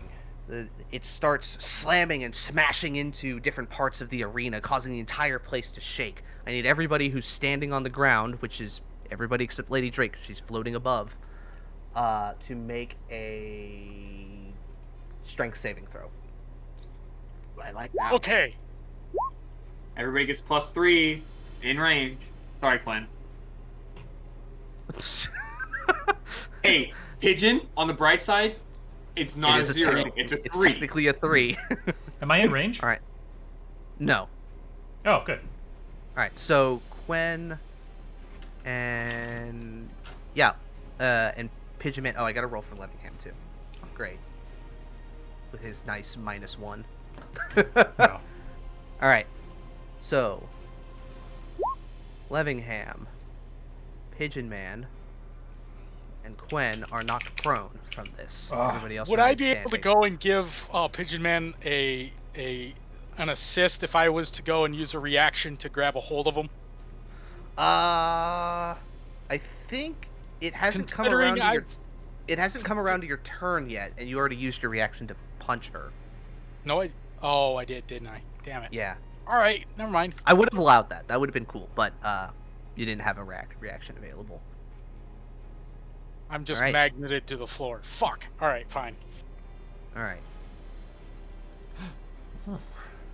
Then, at the end of the Tarask's turn, she's going to use a legendary action to rush, and will move without provoking opportunity attacks, as she has not she has not used this when active combatants were nearby. That has the additional addendum on that. She will, and she's about 10 feet off the ground right now. Yo, I just grabbed PC Building Simulator for free on the Epic Store. Ooh. Cool. Thanks for coming to my TED Talk. All right. Now it is Ajax's turn. Fuck. All right. Remember, you got reach on your fists. Yes, but she's also 10 feet off the ground. Oh yeah, true. So, all right, we're gonna go and we're gonna go to here, and we're gonna do something that Ajax has never done before. Gonna cast a spell. I'm gonna set her on fire. Okay. With Sacred Flame. All right. Go and post that for me. 11 radiant on a failed save. Oh. Hey, it's the there we same roll either way. Cool. All right. Dex save on her part. That's a 23. Fuck. As you kind of go to kind of clasp your hands and release this holy fire, the little mote, the gyroscope, the visage of the idol of your patron that is sort of floating kind of glows and releases this flame at her. However, she kind of pulls the wings over like a shield and it blocks all of the damage. Would I be able to use my second portion of the action to cast Lightning Lure by chance? No, because the cantrips take a whole action to cast. You get the multiple attacks from your extra attack. All right. Well, in that case, then I can still use an action to throw a javelin though. No, because it takes the whole action to do the cantrip. The multi attack that martial classes get lets them do multiple attacks when they take the attack action. Yeah. All right. Well, never mind. Then. Yeah. Sorry. Technicalities. I get what you're going for, but it's you got to be an Eldritch Knight to do stuff like that. All right, Pigeon Man. You're like, oh, fuck, losing your balance from that. Yeah. I'm not gonna chase after. I'm gonna chug a potion. Okay. Which I'll roll in a second. Oh wait, I can just click it. I think. Not. Yeah, but now you have the dice formula that you can click. Remonitor privilege. Glug glug. And then I will cure wounds myself. Okay. And then stand up, I assume. Yeah. And then that's half my movement, so I have 20, I guess. Mm-hmm. So I'll move next to it, where I don't see. Yeah. You kind of like almost trip on her leg. Fucking bit. So it's 14. Yes. Cool. Can't wait to be one. All right. That'll be my turn. Okay. And was that my second or third failed save? You're supposed to be keeping track of that. I'm not doing it. Dude, I have ADD. I fucking forgot. Hold on. Let's see. I can go back. No, it's not your. I think it was your second. I think it was my second, but I can't remember. It's fine. Go on. I'll go on. Okay. All right, Madcap, it's your turn. All right. Madcap's gonna walk forward. He's gonna chug his healing potion. It was my third, by the way. Oh, okay. So you now regain your resolve. Okay. So Madcap chugs a healing potion and says, "God, I hate the taste of those things."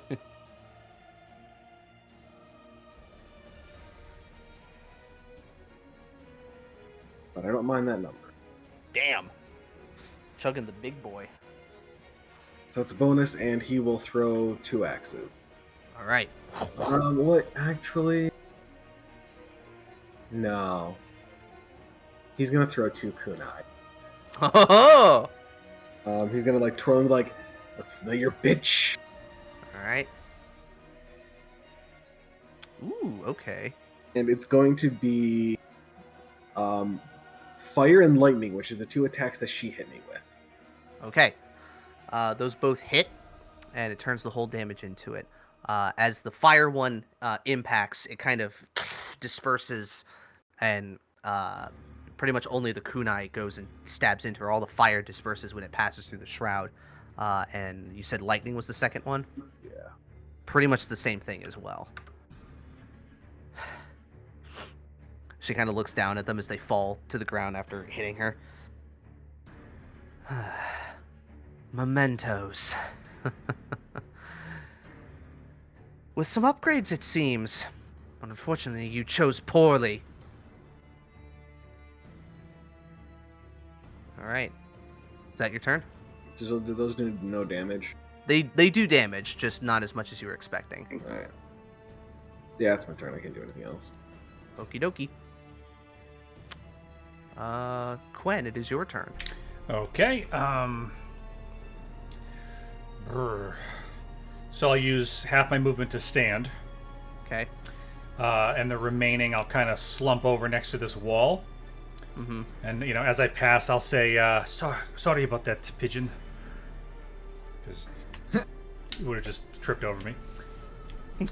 And then with my bonus action, I'm going to chug a potion. Okay. And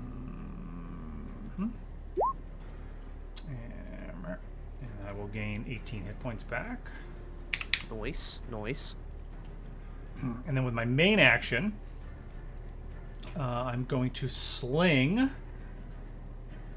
a third level Dissonant Whispers at her. Okay. And blam. All right. Wisdom save.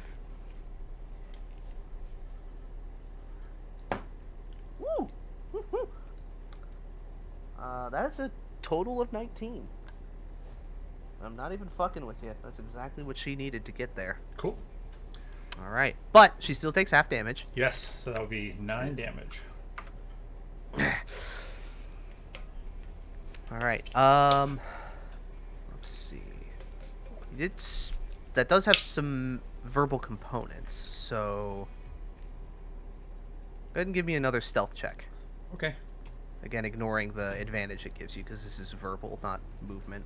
Yeah, so there's a thing popping up now. It says advantage sound only, boots of elven kind, select roll mode. So I could select normal roll. Yeah. Let's try that. Okay. Another 10. All right, let's see what her perception is. Okay. And once again, kind of darts. Is she looking in my direction? Yeah. Oh shit. That's my turn. All right. At the end of your turn, she will use her legendary action to rush. And she will go and land on the ground right in front of you, Quinn. That's very intimidating.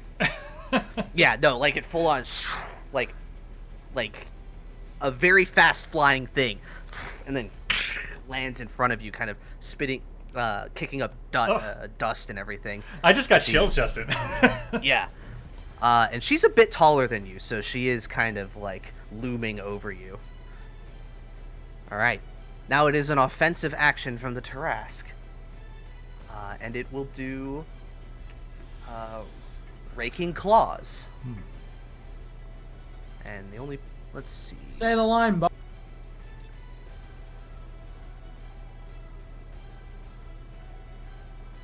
Who? Alright, hold on. I've got to put this on. Token layer. Madcap and Pigeon Man. I need dexterity saves.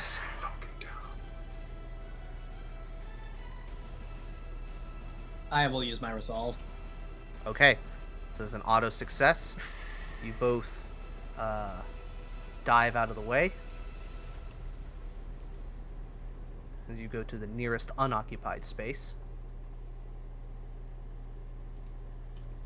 Back to the GM. As it rakes across, leaving like large indentations on the stonework from its massive claws. Alright. Levingham's turn. Alright. The old boy's gonna stand up. Getting too old for this shit. Spell time. What do we got?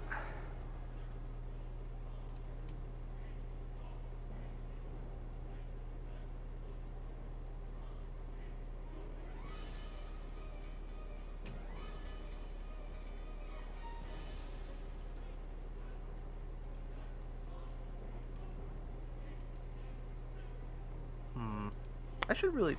I can't look at his stuff and then focus on everything that you guys are doing, so unfortunately I have to... No, that's dumb. He's not gonna do that.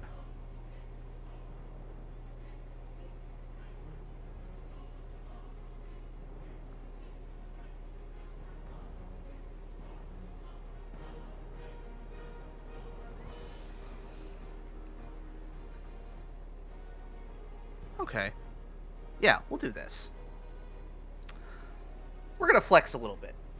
So Levingham's a human. That means if you play human right, you choose variant human.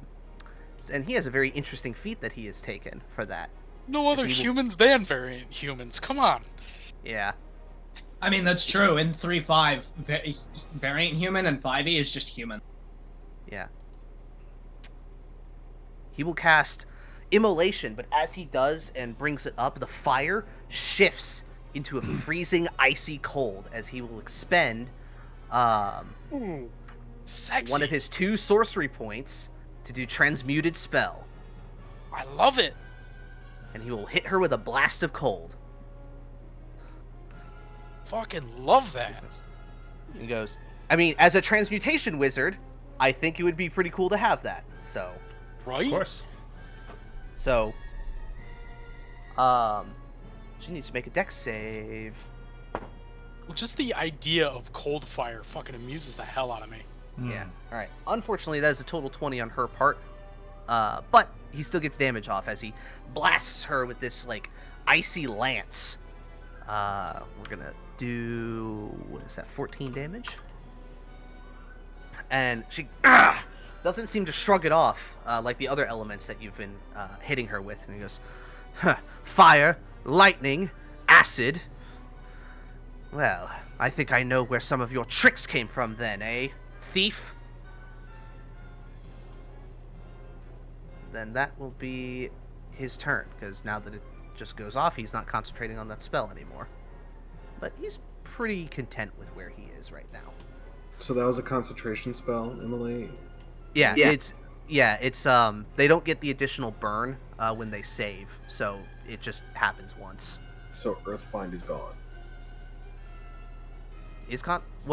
She succeeded against it anyways. Oh, I thought Earth. Well, let me double check. Or is that what she used her legendary resistance for? That was what she used her last legendary Oh, save. gotcha. Yeah. All right. All right. That will end Levingham's turn. Arco, it's your turn. Oh, yeah. How close is she to the ground right now? She is on the ground. Oh, that fool. She's in You my fool! range. You fool! You are now in my range. I'm gonna hit her twice. Okay. Bonk bonk. Oh, Wingo! I Alright. am right. I am gonna be right here though. Okay. I don't want to Uh, push her into Quen. Sorry, Quen. The 15 you. fails. That's fine. But on the first hit, I'm gonna use a second level thing. What's this called? Divine A Smite. smite. Okay. Yeah. Second level. So, before you type in how much you want to roll for that, first roll the damage for the crit. Oh, Alright. that's not that good. Let me throw that in.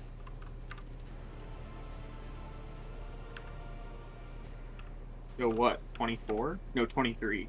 No, 24. I got it. Now, as you go in and you channel Bahamut's divine fury, you hear a voice in your head before you strike down. He says, "She wields power that does not belong to her, stolen from the children of my great enemy. Teach her the error of her ways." So, she has draconic power within her, specifically chromatic dragon power. Arco, you as a paladin of Bahamut may add your additional d8s to her as if she were a demon. So it's how many d8s? So 4 d8 or 5? It's 48 doubled, so it's going to be 8d8. Oh. Oh. Alright. Yeah. Okay. And she gets pushed back 10 feet and takes another 3 points of damage. So 45, actually. All right. And hits the wall. She is not looking good after that. Oh, never mind. Well. But yeah, after that, she just slams into the wall. There's this indentation from the stonework as she slams into it. And just kind of like... You can see there's like A lot of the wounds from the fight are starting to show now, where you can see a lot of like blood dripping down from the various wounds that she's taken. Wait, wouldn't she take an extra 1d8 because of the radiant damage from, or an extra 2d8 from the radiant damage of my devotee sensor? That's calculated in there. You see that Oh, okay, where the okay, radiant is, sorry. the 7 and the 2. Yeah, That's my that. bad. Are you good? I was afraid that would happen. Oh well. Does that end your turn, Arco? Actually, as a bonus action, I'm gonna activate my command word, and I'm gonna start. I'm gonna activate the command word on my sensor, and I'm gonna start the incense. Okay. The sensor to come out. So 10 feet of me for a minute at the start of everybody's turn. Me and any other creature gain 1d4 hit points back. Is it at the start of your turns or at the start of Any the turn. creatures? Any Oh, turn. Let me look at it Wait. real quick, Yeah, just yeah, because. Just paste the speak chat, command or word. I'll paste it in the chat. Oh, okay. So bonus action, you can speak the command word.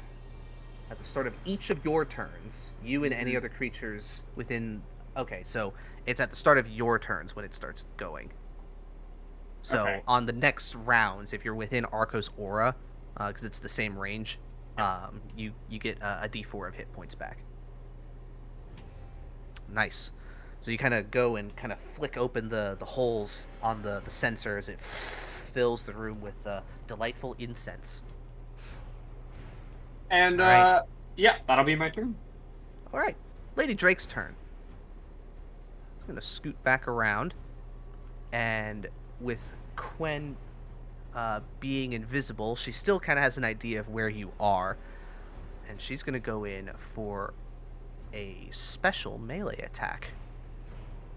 I'm pretty sure because you're invisible, Quen, she has disadvantage on this, right? Correct. Yes. Okay. Gusto. Okay. That is going to be a total 20. That is a big hit, a big old hit. Yeah, I rolled pretty good on that. Unfortunate.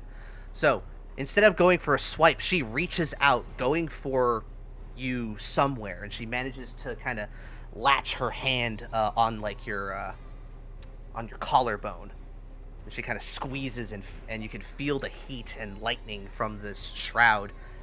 And she goes, "This time I'm not holding back," and she's going to be using her siphoning ability. I'm frightened, everyone. Yeah. All right.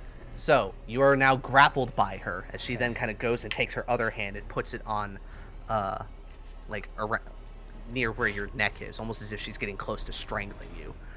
And you need to make a Constitution saving throw, please.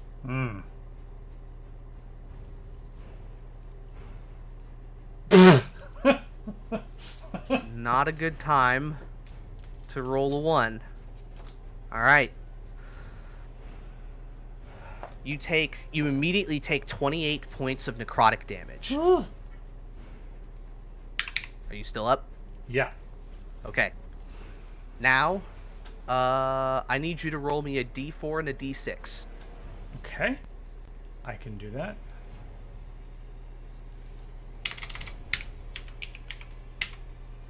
Oh, wait a minute. There we go. Okay, a 1, now a D6, Okay. and a 3. All right. You lose a first level spell slot if you have any. Yeah. Do you have any third level spell slots? No. All right. Do you have any seconds? Yes. You lose a second level spell slot. Ooh. As she goes and drains you of magic and energy. All right. Let's see. Ellis, I think you should cast Friends on her. I was gonna try with my 1/5 level. I was gonna try modify memory and be like, "Oh, you're here for the Levingham surprise party. Are you done decorating?" It's a shame your ritual failed and the Trask didn't, to awaken. Yeah. I guess you just gotta fuck up. I knew. As it's there going. Yeah, she'd have advantage. I was like, it's not worth it. Modify memory is a great social spell. Yes, not great in the middle of a pitched battle. All right. So that happens. Also, because you took some damage, I'm gonna need another Constitution save for you to keep your invisibility up. Woo. Okay, so this is a good news, bad news. If I fail this, then I get my resolve back. So at least there's a silver lining. Yeah, it's something. 17. Okay, that's a success. Nice. The magic kind of flickers, and for a brief moment she can see you, but the invisibility remains up. But she's still holding on to you. I'm just picturing Sauron looking at Frodo. I see you. Uh-huh. All right. Well, Yeah, I mean, as she's getting choked out and drained with, Arco right there, she'd probably whimper out like, Arco, help! she still has 2 grab. All right. Now a disruptive action from the Tarask. Let's see. What disruptive one can we do? That is.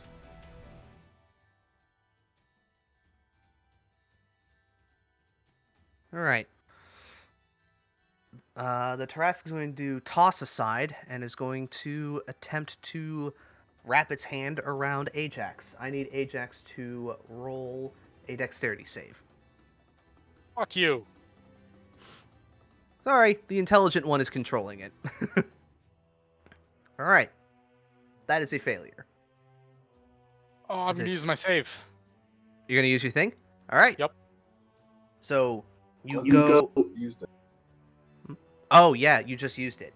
So you have to fail 3 saves before you get it back. Oh. Yeah. So make sure you keep track of that.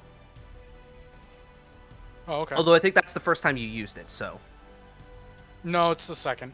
Okay, it's the second. All right, yeah, so... Never mind. Sorry. No, you're fine. So, good news. You have total cover for anything that might potentially come your way. But on your turn, you're going to get tossed somewhere. All right. All right. Speaking of, hey, Ajax, it's your turn. All right, let's see where you're going there, boy. All right.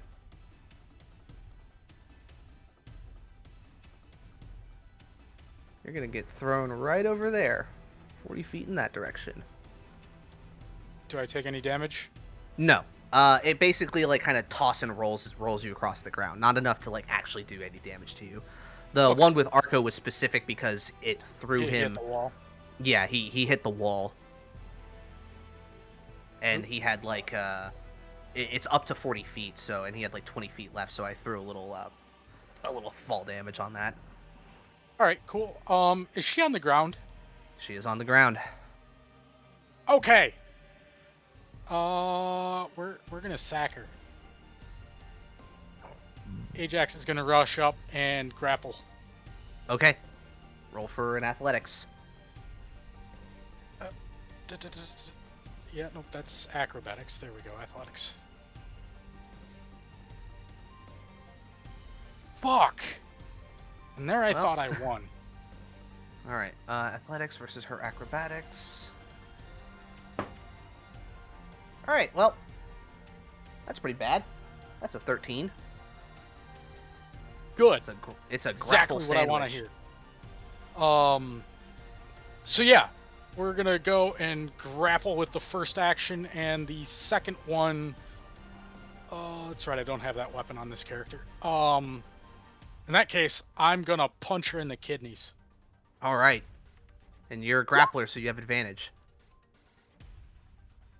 25 hits. Roll your extra damage.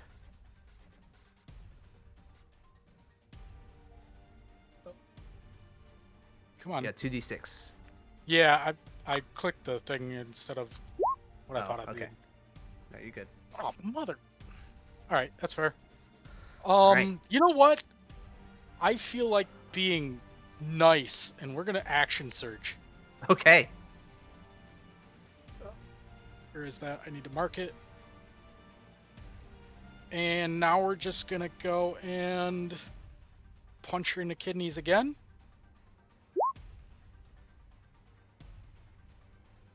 A 24 will also hit.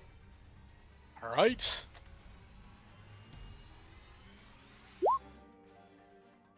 That's better. Yeah, that's a bit better. Making up for that for that lack of initial damage.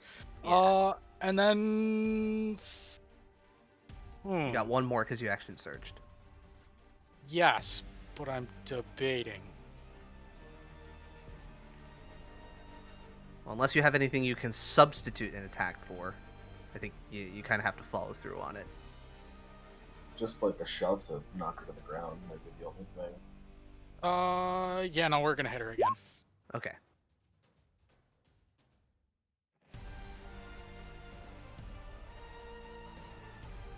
Alright, yeah, another 24 hits.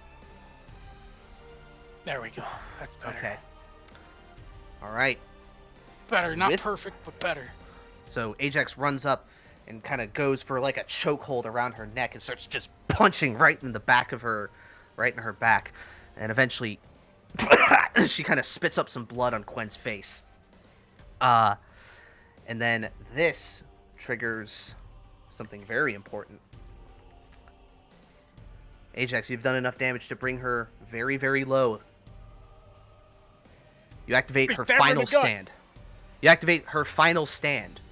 So, when Lady Drake is dropped to 0 hit points, she does not die or fall unconscious. Instead, she drops to 1 hit point, gains an amount of temporary hit points, and then immediately disengages and is removed from all effects. It also means that she ungrapples Quen. He couldn't be grappled in the first place. Oh. Quinn is still within 10 feet of me. Okay. Yeah, she wouldn't have been grappled at all. All right. Well, then it would have just been for the initial thing then. No, sorry.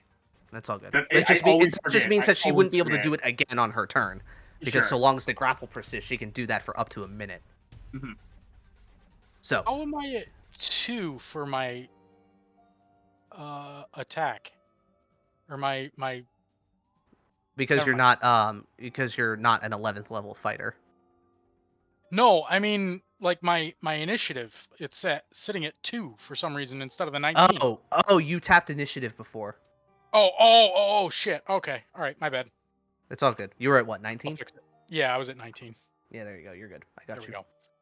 That's All right. funny. So Pigeon Man, you're gonna come up and fucking gut her now, right? Well, I wasn't done.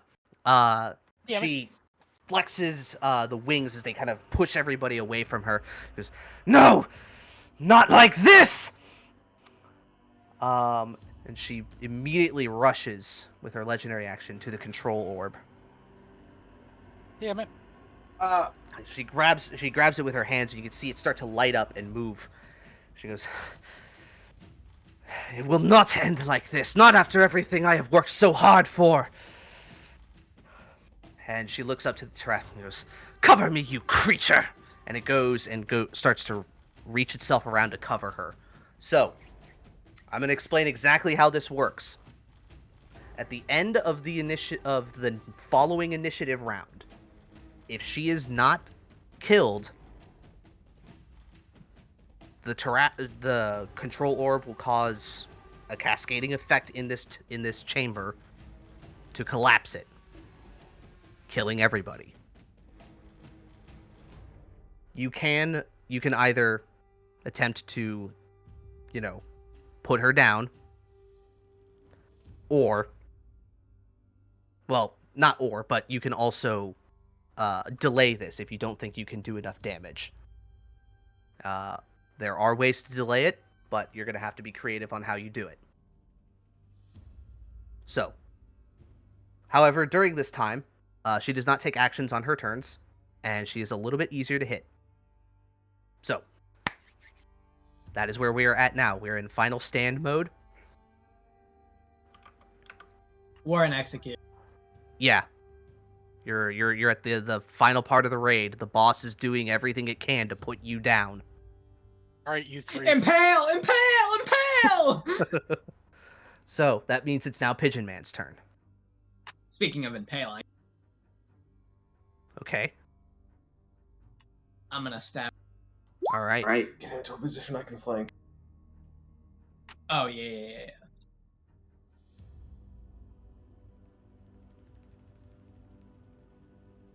I don't know why. That's because Why is it being weird with the squares? He alt moved her. She's not on the proper square. Yeah, that way she's closer to the thing. It's fine. For the purposes of this, she's taking up this space. I'm just moving her closer for cinematic purposes. Yeah, okay. I'm setting that. 25. I had to scroll down. Yeah, that hits. You get the 6 damage because there's no sneak attack on this one. Crit, please. Fuck. All right. I will still, I will defensive flourish, and I will use my last charge of my Hunter's Claw. Okay. Roll the extra damage on that.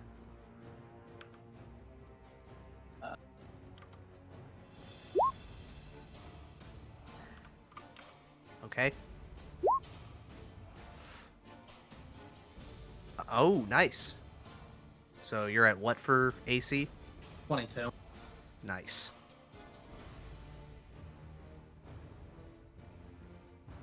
All right. That end your turn? All right, Quen, it is your turn. Excuse me? Oh. No, you're right. Yeah, sorry. God damn it. I'm so sorry. I feel like it only happens to you, Cobra. I'm sorry. It's Madcap's turn. Pulling the axe once again. You're right. Not like this. Alright, 12, 14 is still not enough to hit, unfortunately. You go in for a strike and it grinds off the energy of the shroud. But a 27 is good. Stunning strike. Okay. We'll roll that constitution save for her.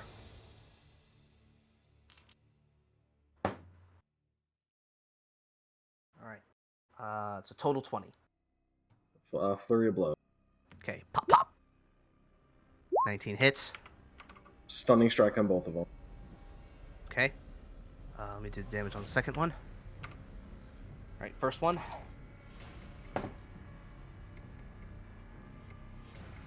15 for the first one. Second one. Damn. Okay, second one is a 19. Well, that's me. She's really close, though. You keep hacking into her, and just it's not phasing her. She's so focused on getting this all done. Quen, it's your go. Ooh.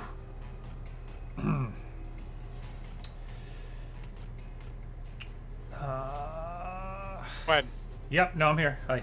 with Dissonant Whispers, she has to run away from you, correct? If it hits, yeah. Why not make it hit and have her run away from you?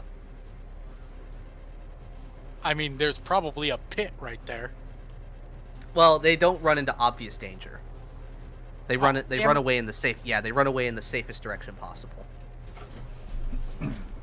Yeah, a lot of things that like make creatures move or give you control over creatures is often very specific. Of like, hey, you can't just tell them to kill themselves. All right. I like where your head's at, though. No, because so my thought is to go and have her run away from the orb. He was Justin was saying that there's ways to go and prevent this from going and happening, the effect. So Okay. if we can get her to run away from the orb, In any or direction. or you can just kill her too. There is also that. there is that, yeah. But we don't necessarily know what she's at this point. I mean, Mm-hmm. we had a pair of people going and sticking sharp implements into her, and yet she's still up. What are you doing, Quen? Quen is going to. Let me think for a second here. She's going to. Hold on, I'm going to roll a percentile die. Okay. Even is foolhardy. Let's go. Okay. She's going to run right up. Oh, hold on. Using all Yeah, her you're move- fine. Yeah, using her movement, and she's going to make a weapon attack. bringing the sorry, I keep thinking I have a broadsword. She's gonna go try to do a pokey with the witch's opus. All right, and with the people that are surrounding her. Okay. There's a You 19. want to do any psychic blades on that? Yes, I'm gonna throw a psychic blade on that. All right. Let me click that if I can find it.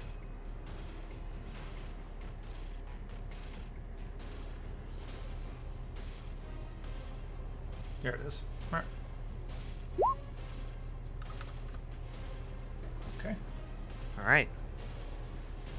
And Quinn would just kind of whisper, Hold on, oh, sorry. Ellis. How would you like to do this? Oh my gosh. Ooh, it's my first benefactor. I would. So she's facing the orb. Yeah, she's kind of like grasping onto it. You can see the different runic symbols that you don't quite recognize, so whirling around it, and it's just giving off this energy, and the chamber is starting to shake. Okay, I didn't prepare anything cooler, so this is the best I can do. Quen just kind of strides up behind her, still invisible, whispers in her ear, "If you're so powerful, why run?" and rams the opus right into her back. Oh, okay. Just chucks up blood all over the orb. And you pull it out. She turns around. The shroud dissipates in a flash, kind of pushing the wind around you. Your, long cloaks, your long clothing billowing epically. She falls up against the orb, just bleeding. Enjoy your victory while it lasts. There will always be others. Others who see as I do. Justin, may One I? way or another. And she just expires. Okay, hold on. Say there will always be others. There will always be others. And the Vigilantes will be waiting.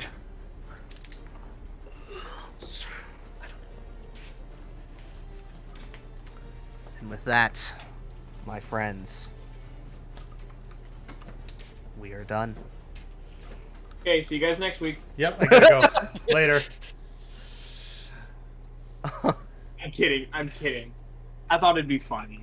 Justin, I thought, and we'll be waiting was just too good to pass up. Sorry. With that, Quen drops concentration and she appears next to Madcap. There we go. About time you show up to the fight. And he Whoa, kinda- where'd you go? and he kind of winks at her. I've lost count. Are there any more of these benefactors, or is this the last one? This is it. We're done. Isn't there With like this. a Jurassic here or something?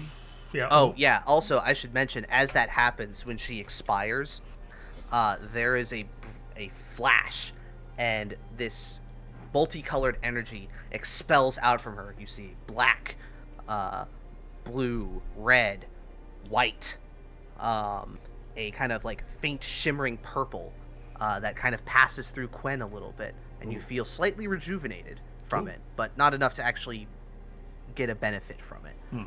And the Tarask begins thrashing around, and then eventually that white energy goes back into the orb. And you see the Tarask kind of slowly start to freeze as sort of a passing light goes over it, and each inch of its body stops moving as this light passes over it until eventually it stops, frozen in time. Don't worry, guys. I stopped the Tarask. Don't ask And me how I all did of it. the wards reactivate. Oops. Nope. I wanted to map layer. There we go. Ooh. Is the Tarask accessible? Like, could I walk up and touch its claw? Yeah. All right, I'm gonna just kind of carefully step if you up so on the choose. dais. I'm gonna pet it. I'm gonna look it up. I Can I climb on top of it And ride it? It would be very precarious, and it's a long way down. That's okay. Madcap. Arco, I'm not catching it. Okay, Madcap will loot the body while they play around. Okay. All right, you find Sorry, her... we're at a McDonald's place. All right, you find her communication amulet. You also find a small pan flute. And a modest coin pouch that contains. Oops. Doesn't count. It's on the floor. Fuck it. This one.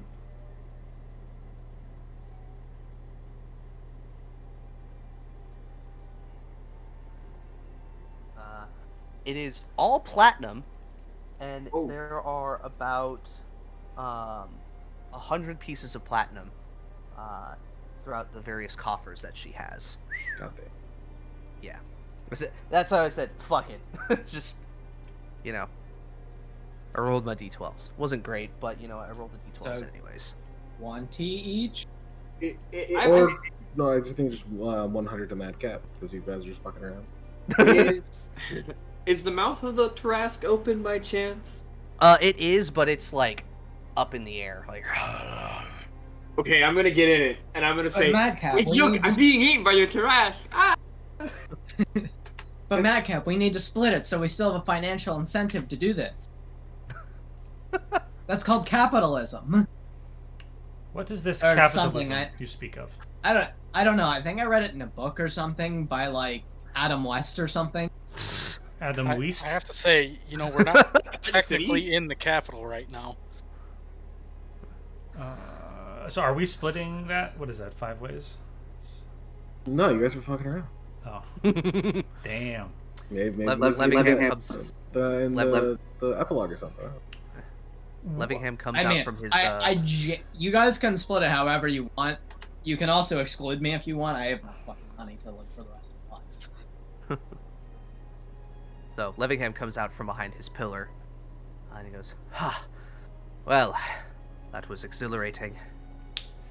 Well done." Levingham, if I was to take a tooth or a claw, is one of them more magically useful than another? Go for the teeth. You're probably going to be able to get... It's going to be easier, honestly. You're not... I mean, granted, the claws are also fucking huge. I mean, could I turn one into, like, a sword? If you take a tooth, you could probably turn it into a dagger, maybe a short sword if you get a big one. Michael, are you actually going to try and disturb this thing even when we just put it to sleep? Perhaps. His Arco is like, wee! Like, on its tongue.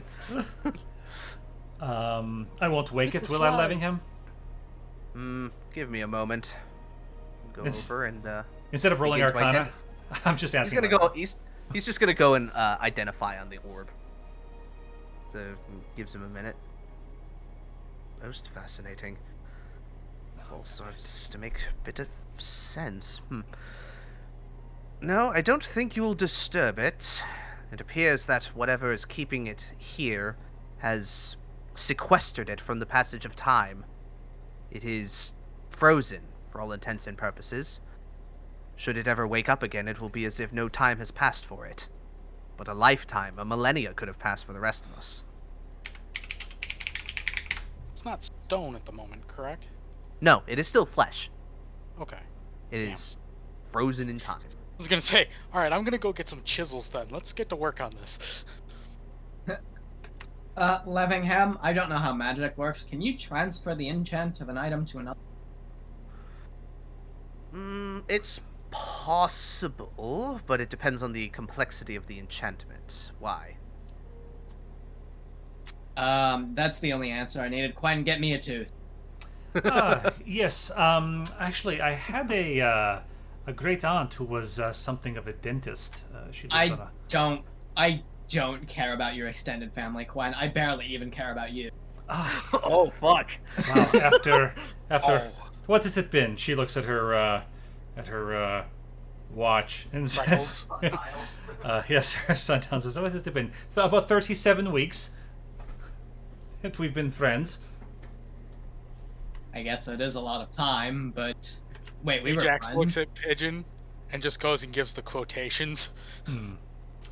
Yeah, so she would take her dagger out of her belt and start kind of trying to dig some teeth out.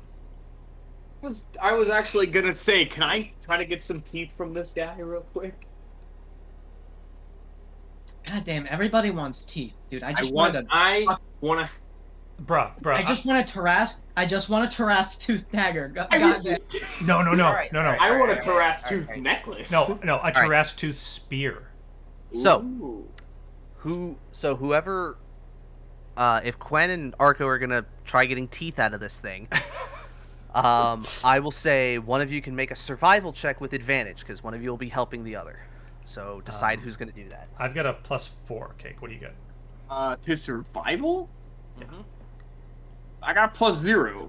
So I think I'm gonna help you. Yeah, you. Okay. Arco puts his hand on my shoulder. Arco is the muscle, Quen is the precision. Yeah, wouldn't this be more of a strength check rather? It's a survival check because you're I'll looting take the 19. a dead animal. Okay. Okay. Well, I rolled an 8. Well, you don't roll because you're just helping. Shit. I mean, help. Okay. You managed to get 4 teeth out of the Tarrasque. Wow. 2 small ones and then 2 medium ones. All right. I hold them out for Pigeon to choose one. Yeah, there's like kind of dripping blood a little bit from the end of them.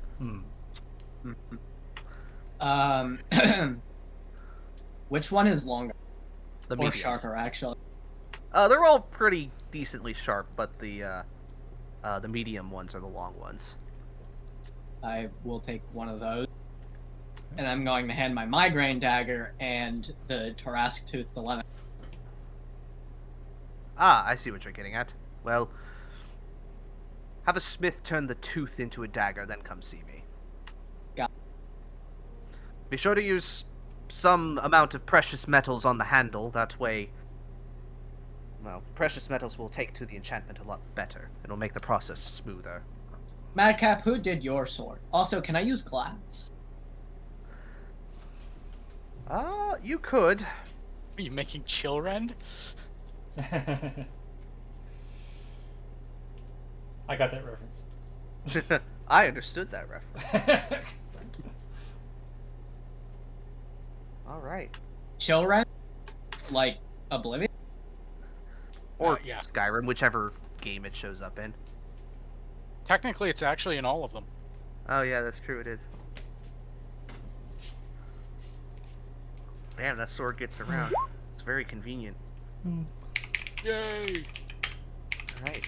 I didn't even mean like the game. I meant the realm because I am the lore master. But Oh. It's a realm? What? yeah, the realm of Oblivion. Oh. Yeah.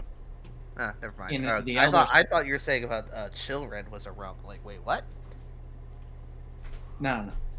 Like Chillrend, the weapon from the realm of Oblivion. Okay. Sure. Well, now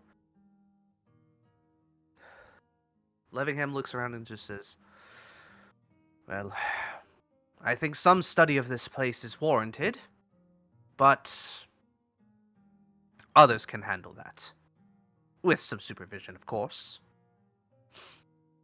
We wouldn't want this thing waking up. Perhaps there's a way to strengthen this. Maybe remove tampering from the equation. Just give us all a little peace of mind when we go to sleep for the rest of our lives. Until something like this pops up again. True. Well.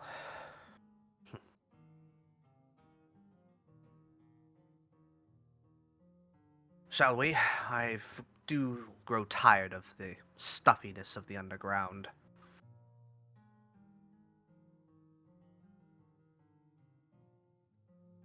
I'm good to go. All right. Everybody gathers up. You make your way out the same way you came. Just could I mention to Levingham at one point, if I could turn this tooth into an enchanted necklace? Sure. Get a jeweler to make the necklace, and then come see me. I'm gonna collect our patron lady friend here. I'm gonna grab her body. Yep. Okay. And we're dragging her ass out with us. Alrighty. So Ajax kind of fireman carries Drake's body out. Ooh. Hmm? That reminds me. Ajax, what do you have there? Mine. smoothie. I found it first. I just want to put my hand on Lady Drake's face for a second. Does Ajax allow that? Her face is like behind me at this point. Okay. So if you do it, I can't see it. Great. I would just as Ajax is dragging her, I'm gonna rip one of her teeth out too. Oh, jeez. Okay. Ow! Why don't we just Make another- Why don't we just take the head? Because she got rid of one of ours. No, we're gonna take her whole. I'm gonna make like a charm bracelet. Okay. Make another survival. Oh, right. Never mind. I see why we're taking her. Okay. You just take the end of one of your daggers, just tink tink. Pull one of her teeth out. So There's already a bit of blood on her. Now there's a bit more coming out. I just look to Pigeon and say, if you'd let me finish, my cousin was a prolific dentist. I interned with them one summer long ago. Shut up. All right, Ellis, your homework for until the next time we actually play with these characters is you have to go through the VODs and find every fucking reference you've made to another family member, write it down, and send it to me so I can put them in as NPCs somewhere. Yes. I want a full fucking family tree. Yeah. You remember the guy? Actually, so when you're doing that as well, you need to make a compilation of it to put on your YouTube channel, just because you can. I could probably Yeah. do that. When you're definitely real, not fake relatives. This is gonna go and become his fucking desktop at some point. My favorite one is the uncle who is sensitive to sunlight, so he has to fish at night. You remember that one? Yeah, you need to also write down what their quirks are, like why you brought them up. When Glenn takes the tooth, Madcap's gonna be like, I take heads, but you're just weird. He's like trying to prove that we did it.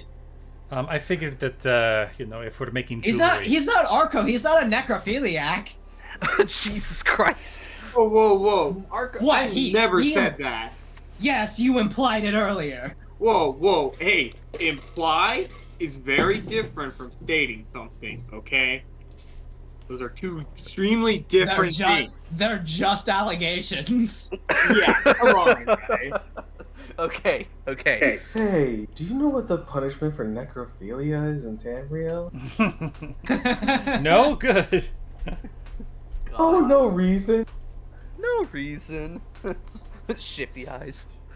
All right. So, as you collect your spoils and you head out, you pass by a freshly rested, wounds attended to, Madsen and Lucia. They see you carrying her body. They kind of look to each other, and Madsen goes, huh, sounds like we missed a hell of a fight. Nah, pretty boring, actually.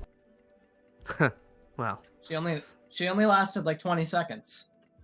Just like my ex. Oh wait, did you kill your ex? I played the fifth. No, I did not kill my ex, Madcap. You witnessed. Wait a minute. Madcap, you should know this. You witnessed my first murder. Yeah, you were the arresting officer. Lucia's just like, I'm pretending not to hear any of this. But, well done. What? We're vigilantes, and it's implied. Yeah, He said the thing. Like Arco said earlier, they're just allegations. It's implication. Incidents and accidents, hints and allegations. Well, heroes, let's get you back to the surface. Certain a medal or two was owed. And with that, they escort you back up the highway. One of the groups that you encounter, probably nearby the mercenary company, show you to one of the other entrances that gets you a bit closer to the inside of the city. A runner is sent, and you meet with the Marquis and a few key members of the council. They take the body, mostly for the purposes of disposing. Probably, well, before that, probably getting a cleric to speak with dead and get some information out of it before they dispose of it. Things that are learned from that are not disclosed to you.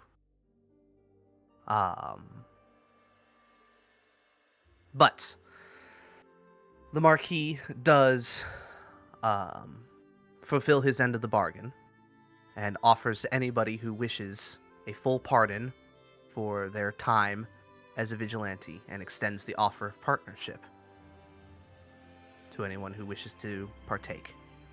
Partnership in what way? Should the city require your assistance, a more specialized hand.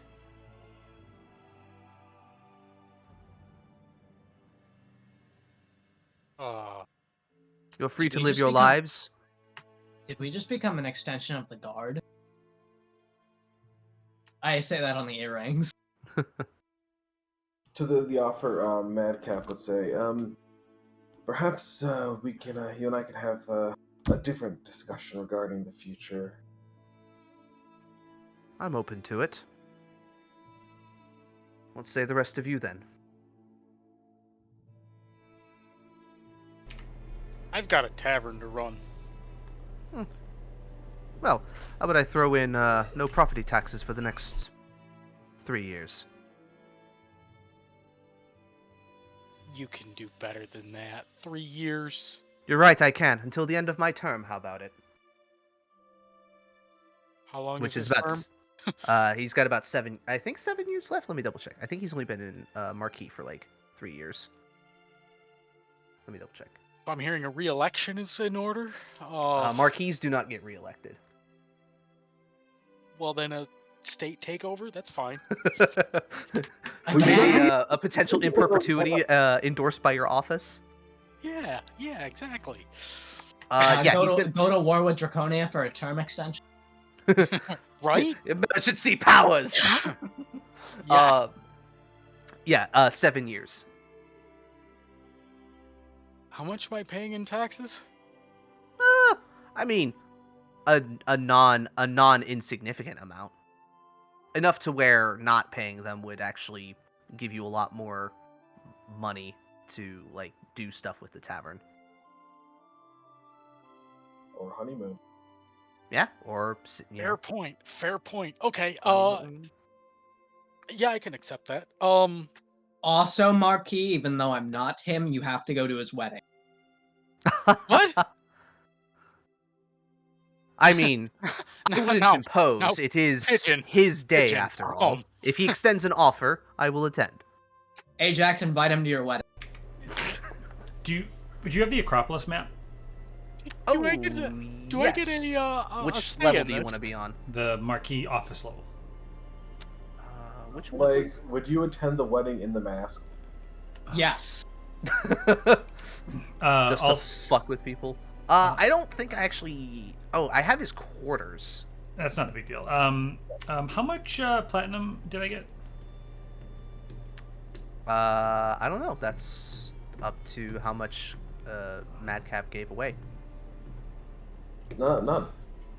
Oh, you kept it all? Yeah, at the moment. What a dick. And Madcap, like he got up to the underside of the Torresk and he painted a silver axe on it. There you go. Like right on the chin. Yeah. Nice. Which is cool because with it kind of lurched up. You can actually see it if you're close to the edge. Could have painted it right on his Madcap, you don't nose. mind that I kind of took your thing, right? My what? With the ink pigeons. I don't know what you're talking about. Instead of leaving breadcrumbs, I started leaving pigeons that I drew with ink on pieces of Oh. paper. Okay. I guess imitation is flattery. Imitation is the highest form of flattery. All right. So, just before we move on to the next bit, who's taking up the Marquis' offer? Ajax will go and take up his offer. He'll also go and assist in dire circumstances, but he's not going to be like, at his beck and call by any means. Right. As- It'll be like, hey, there's some shit going on. It's time to assemble the Avengers. It is time to Yeah. assemble the Avengers. Yeah. Yeah. Ajax will do that. Marquis, is there anything else in that offer? Like, I would say financially, because I mean, You want like, a I do this. scholarship? What? He said, "Do you want a scholarship?" No, I said where. Hold on. What do you? Oh, you ask. Hold on. I'm sorry. I'm asking where. Oh, Like Says- to where. do you want the local academy, or perhaps one in Phelan? Perhaps maybe a letter of recommendation to the Mages Association? What? Or any other university that I might know of? What floats your boat? I have a lot of sway here in the Cerulean Expanse and beyond. That's not really what I was thinking when I said financial, but I'll fucking take it. All right. Well, you've made the decision. Let me know. I can have some things arranged.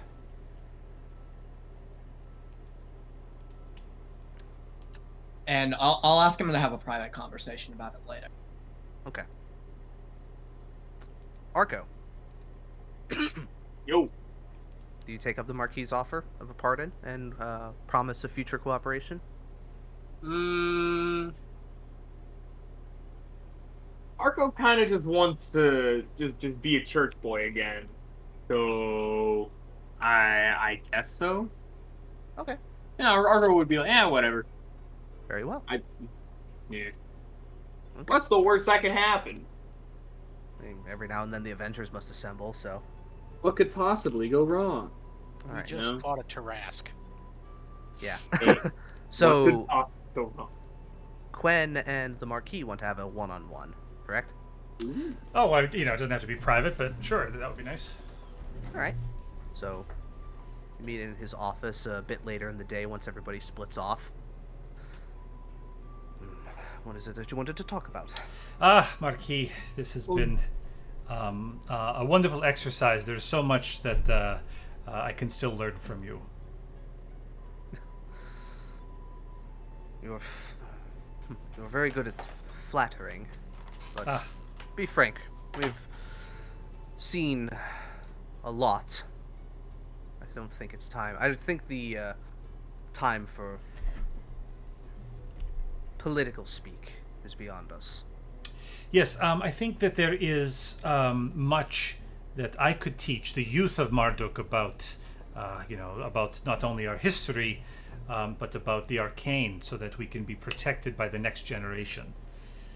To that end, I am looking to secure something of a professorship or something with tenure, perhaps at the academy. That I unfortunately don't think I can help you with, because other than a letter of recommendation, it is entirely their decision to appraise you and approve whether or not you can teach there. A letter from you. No I'm doubt, s- no doubt, the reputation you have with them will certainly sway, but no guarantees. No, of course. There are no guarantees in this world, are there, Marquis? Other than 3 To what, taxes? taxes, death, and the counter offer I think I might be offering. What is that? Well, it's come to my attention, rather harshly over the last few days, that even if they were not a part of this plot, there are those within the council that would prefer their Marquis proverbially blindfolded. One who is unaware of what it is that they are doing and scheming and... well, you get what I'm saying. Yes, we must actively work against this. Right, and to that effect, I think it would behoove the office of the Marquis to have someone, or someones, who can report on the goings-ons, to be the eyes and ears that the Marquis may not have in times that are necessary. Somebody who can, well, ensure that nobody is playing a different game, that nobody is dealing under the table. And I think somebody with your talents would be quite effective at this. If you need additional help, you can secure it. After all, you are but one woman. More eyes, more ears. It sounds as though you're trying to create the office of your personal spy master. I detest the term, but yes, that is effectively what is happening. A body within this Acropolis that can keep tabs on those within it. And beyond, if necessary, wherever the information leads us. But ultimately, I need somebody who can listen when I cannot. Well, I did study at the College of Whispers in Phelan, so I always have my ears open. As I said, a useful set of skills from what little I have observed. I have a specific set of skills. It's being weird and edgy. You know, What? Cobra's been on my case for like 12 weeks. Only 12 weeks? I don't know. He How called me long we been doing this? He called me a pizza cutter at least twice. It's been on and off, all right? But it's been 12 weeks consistently here lately. True. No, I mean, Justin, she had a political ambition to be a counselor, but to play the little finger to the Marquis certainly has its appeal. The Marquis is nothing if not perceptive. I suppose hey, yes. If you do this, right, because you work in there and you are on legal tenure, once he's gone, because you probably won't be the spy master or whatever he calls you, you could also run for office after that. You are an elf and live a fuck long time. That's His that's true. idea is to put somebody in place who can establish this arm, effectively, of his office to sort of be a persistent force throughout the other Marquis. He's looking ahead. It'll help him in the time that he has left in the office, but he's looking to make it so that stuff like this doesn't happen again, so that those who hold his position are not, tied down by those who would see them crippled, basically. Marquis, I accept graciously, and I wonder, could we put a...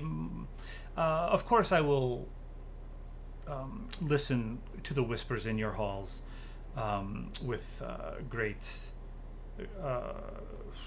aplomb, but could we possibly put a public face on this, just for appearances, that would give my alter ego, as it were, something to begin to build something of a political future. Perhaps? A foundation, if you will, to build upon. Sure.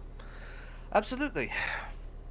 Whatever it is that if you think it will let you do this to the best of your ability, whatever needs to be done, Yeah, like she's suggesting obviously like the real job's off the books, but just give her a business card. Do you know what I mean? So Yeah. for something. Yeah, absolutely. Cool. Marquis, if I may, rest assured, some of my colleagues play coy, but when Marduk calls, the Vigilantes will answer. I hope so.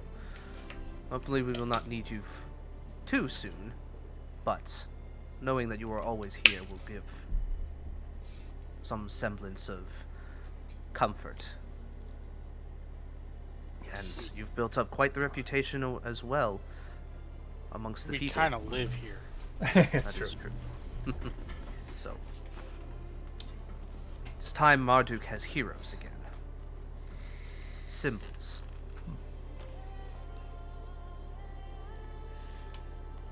There you go. He holds out his hand. Hold on.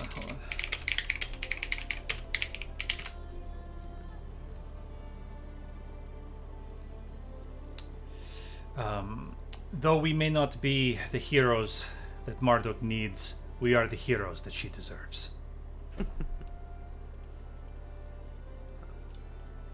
And I Shakes your hand. yes, I shake his hand with great vigor.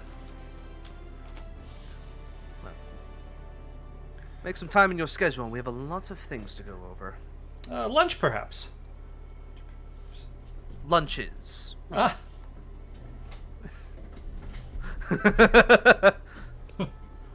it's everything Quen ever wanted. Yeah. All right. Great. And then Pigeon Man, I believe, wanted to talk to him at one point. I did. All right. A few hours later in the night. So, a scholarship. Yes. Do you have any ideas? Well, okay, I mean, whatever. At this point, I take off the mask and I like kind of throw it in the corner for a little. Mm-hmm. I'm pretty sure you might know who I am.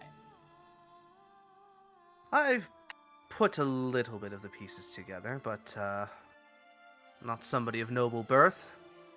A young man with a lot of potential and a bright future ahead of you. Oh, that's so nice of you. But With a penchant for thievery. hey, I'm Pension? retiring. Yeah, exactly. I have no idea who this is. It's exactly. I am Justinian Nask of the Bits, Ah. the Pigeon Man. Well, it is a pleasure to make your acquaintance, Justinian. dun. I was a student at the academy, but when my dad died, I couldn't afford it anymore.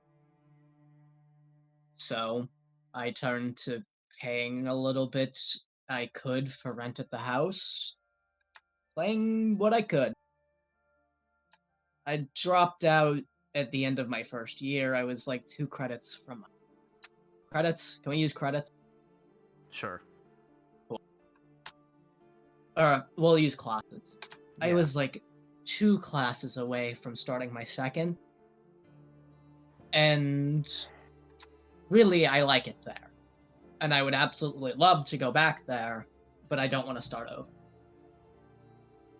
I'm certain they have your records on hand. The mages there keep a rather tight ship with a lot of that stuff. Yeah, but I'm certain they're if still you- good. if you could get me into my second year, because I didn't like those classes as well. Ah, yes, skip the foundations. I know. Foundations are boring, but necessary. Well, foundations are boring, and Marquis, I've been doing this for 2 years now. I learned the foundations on my own. I don't need to read them in a book. You're right. I suppose this is the least I can do. I mean, what, 2 classes? It's nothing. You have perhaps a physical aptitude demonstration will prove to them that you are a capable person. Show them what you have learned out in the field, and I am certain that they will agree. Awesome. Thank you so much. That's kind of all I wanted. If you said you couldn't do that, I probably would have gone and started over and like probably Phelan. That would have been cool. It would have been interesting, but you're a Marduk boy. Should learn with the rest of our people. Straight out of Marduk. Well, if you're going to be a bard, perhaps that could be a rather interesting tale to weave. Oh, absolutely. Can't you, like, obviously you won't be alive for it, no offense, but I can What just do you- imagine it now. What do you mean? I'm a half-elf. He kind of pulls his hair back and you see his ears. How old are you? No offense. 52? You might be alive for it. Might be on your way out, but I can't wait in the afterlife and when people come up to wherever we go and people tell me about the Ballad of Vision. Well. Is it messed up to write my own ballad? This sounds A little like Peter self-aggrandizing, Parker. but all the best bards I know have a bit of an ego about them. This sounds like Peter Parker going and getting pictures of himself to go and Yeah, sell. I want pictures of Spider-Man.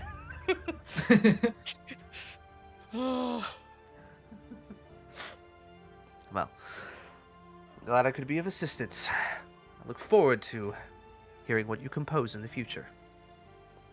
I'm looking forward to it too. A lot of people are going to be really mad. No bard ever got where they were without having at least a few critics. If you're Keeps them making on people mad, if you're making people mad with what you're making and you're singing, you're doing it fucking right. Very true. Well, And I didn't learn that in school. I'll get that paperwork ready to go. I'll let you know when I'm ready to put that through, and we'll get you in hopefully within the next semester. Awesome. All right.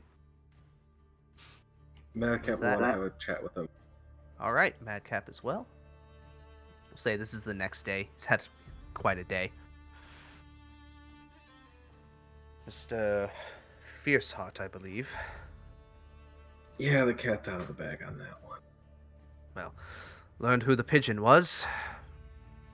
Had an idea of who, well, ever since the ball, known who Lady Cohen Green really is, but a very decorated man out on the streets. Well, I was thinking about not being on the streets anymore. Oh, interesting. I mean, I couldn't help but notice that the Red Sashes need a new captain. They could. Losing their lieutenant also disrupts their chain of command. There are a lot of people who can take up the positions now, but it's harder to decide who would be deserving of it.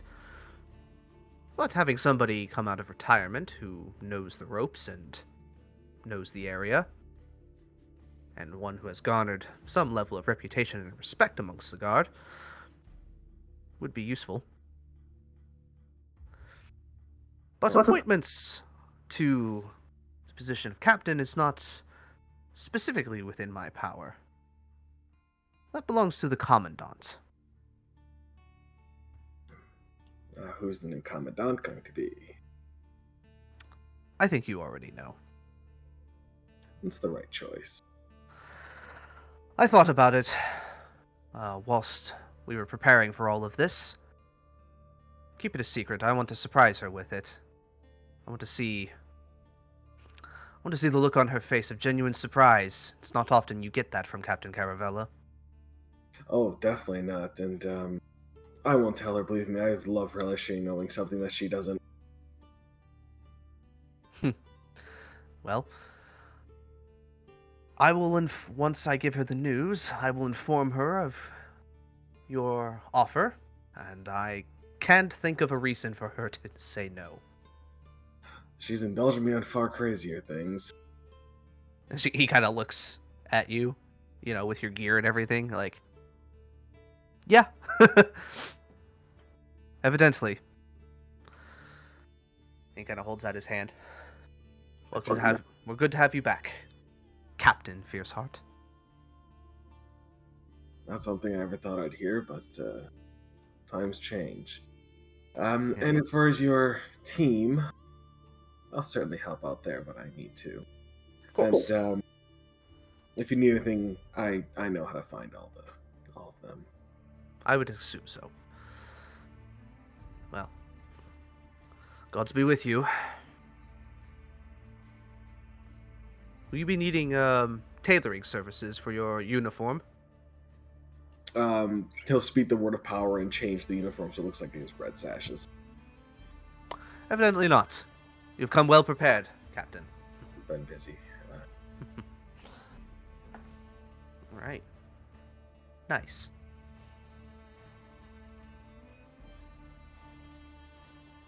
So, with that, I think we will save everything for our final epilogue. I want you all to think about what it is that your characters will be doing within the next 2 years or so, maybe beyond. And then we can go from there. There's a couple other things that I want to have prepared to kind of like, introduce you guys to, just to kind of round everything out. And then we can finally put this to close. But seeing as how you've completed the campaign, you all gain one final level. Yay! Woo! I was down to like 1 spell slot. Man, I hate being dumb and having spells. It sucks. You can't get away with it. I can't get away. The next time we play a campaign, I'm gonna play with spells because I feel like I can do so many more shenanigans with spells. Okay. Oh yeah. It's just not fun when you're dumb. I'm like, dang it, this sucks. This will be my final level in Rogue. Ooh. Gotta get that evasion. You finally got it. Folks, Hmm. let's give it up for Justin. Yeah. Yeah, man. Thank you. Yeah, good job. That ruled, man. Wow. I'm glad you liked it. I really hope that the final stuff wasn't too bullshit, but and that was good. So Well, as the one who got hammered the most that last time, hey, you're no, tanking. wasn't You're that doing your bad. job. It wasn't that bad. Yeah. Although I will be entirely honest with you, that first fucking hit Mhm. was a little terrifying. Oh yeah, going- from the polychromatic breath. This is why I fucking hate recharge abilities, because I roll like shit all the time when it comes to stuff like that. Every time I've made a creature that has a recharge ability, they get it off once, and then I just keep rolling ones. Like, I think the closest I got was a 4, and it was a 5 or 6 for her. Well, Good. good. Yeah. Let's just put it that way. Good. Do you want to share her stat block? Yeah, I'm getting up my snip and sketch right now. I actually had to zoom out my my D&D Beyond by 10% just so I could actually fucking see all of it. When Drake Oh, yeah. when Drake saw Quen and like flew over, landed in front of her, grabbed her throat and drained her spell slots, I was sweating. Oh yeah, that's a poop your pants moment. I was like, oh dear. I was really hoping she'd live because she wants to. She has ambitions. I was a little disappointed no one died. Yeah, well, it's the problem with making solo monsters. It's like they either fucking wipe the floor with everybody, or it's like a stomp on. It's always a stomp on one end. That's the problem that I have with the Minotaur boss at the end of Resurgence. He just gets The only thing that it has is that it just has a fuckload of hit points. And I didn't want to make Lady Drake like a fucking 600 hit point monster. There's no reason for that. So that's why I think that's why I did the final stand thing, where it's like, okay, this happens, it triggers, she immediately retreats, and now it's a mad dash to stop her. But yeah, all of the Tarrasque abilities I looked at, like, I mean, I can't just have it do claw attacks at people because it's gonna, like, you know, Pigeon Man gets hit with that twice, he's dead. Like, so I did like area of effect things, which I thought was more befitting. And then in order to make it less punishing for saves, instead of constantly taking damage from it, you just reposition a little bit. Yo, I just got expertise and magical secrets. Yeah, 10 is a big level for bards. Pretty good. It's like it's like their second big power spike after like third, like fifth and sixth. I got 5 more movement speed, and I'm immune to poison and disease. Yeah. I took Mage Slayer. I got evasion, and I think sneak attack goes up. 7 for rogue. Yeah, you go up to 46. And can I point out? Mm-hmm. Still never got to use halfling luck. Yeah, I was really hoping it would come up in that fight and be like, it finally happened! Oh, and it didn't. Suffering from success. Suffering from rolling fucking 2. And Yeah, and once Drake got onto the ground, she never had a chance to use her wing shield reaction because everybody kept getting more than 22. How do we get her on the ground? I forget. Well, she has to land. She either has she's to land or landed. you have to do an effect to put her on the ground. Yeah, I remember Earthbind did not work, and I didn't remember what happened. Yeah, she used the legendary save, but that... oh, who freed wanted her Lady up. Drake's amulet? What? Oh yeah, who wants her amulet? It'd be Arco or Ajax. Do we need them? I mean, we want to kind of establish our own communication circle. I feel like that was the plan, right? Would the Enchanter Lady be able to add another amulet to the set? Probably not, but I'll tell you this, just as a sneak peek to the epilogue, Levingham's moving back into his tower. Okay. Which means the communication circle is there, so he can learn how to modify it for you. Okay. Yeah. So he would be able to make another one? Possibly. I'm gonna do a couple rolls to see if he can do it within the period of time that we have between now and the next time we play with these characters.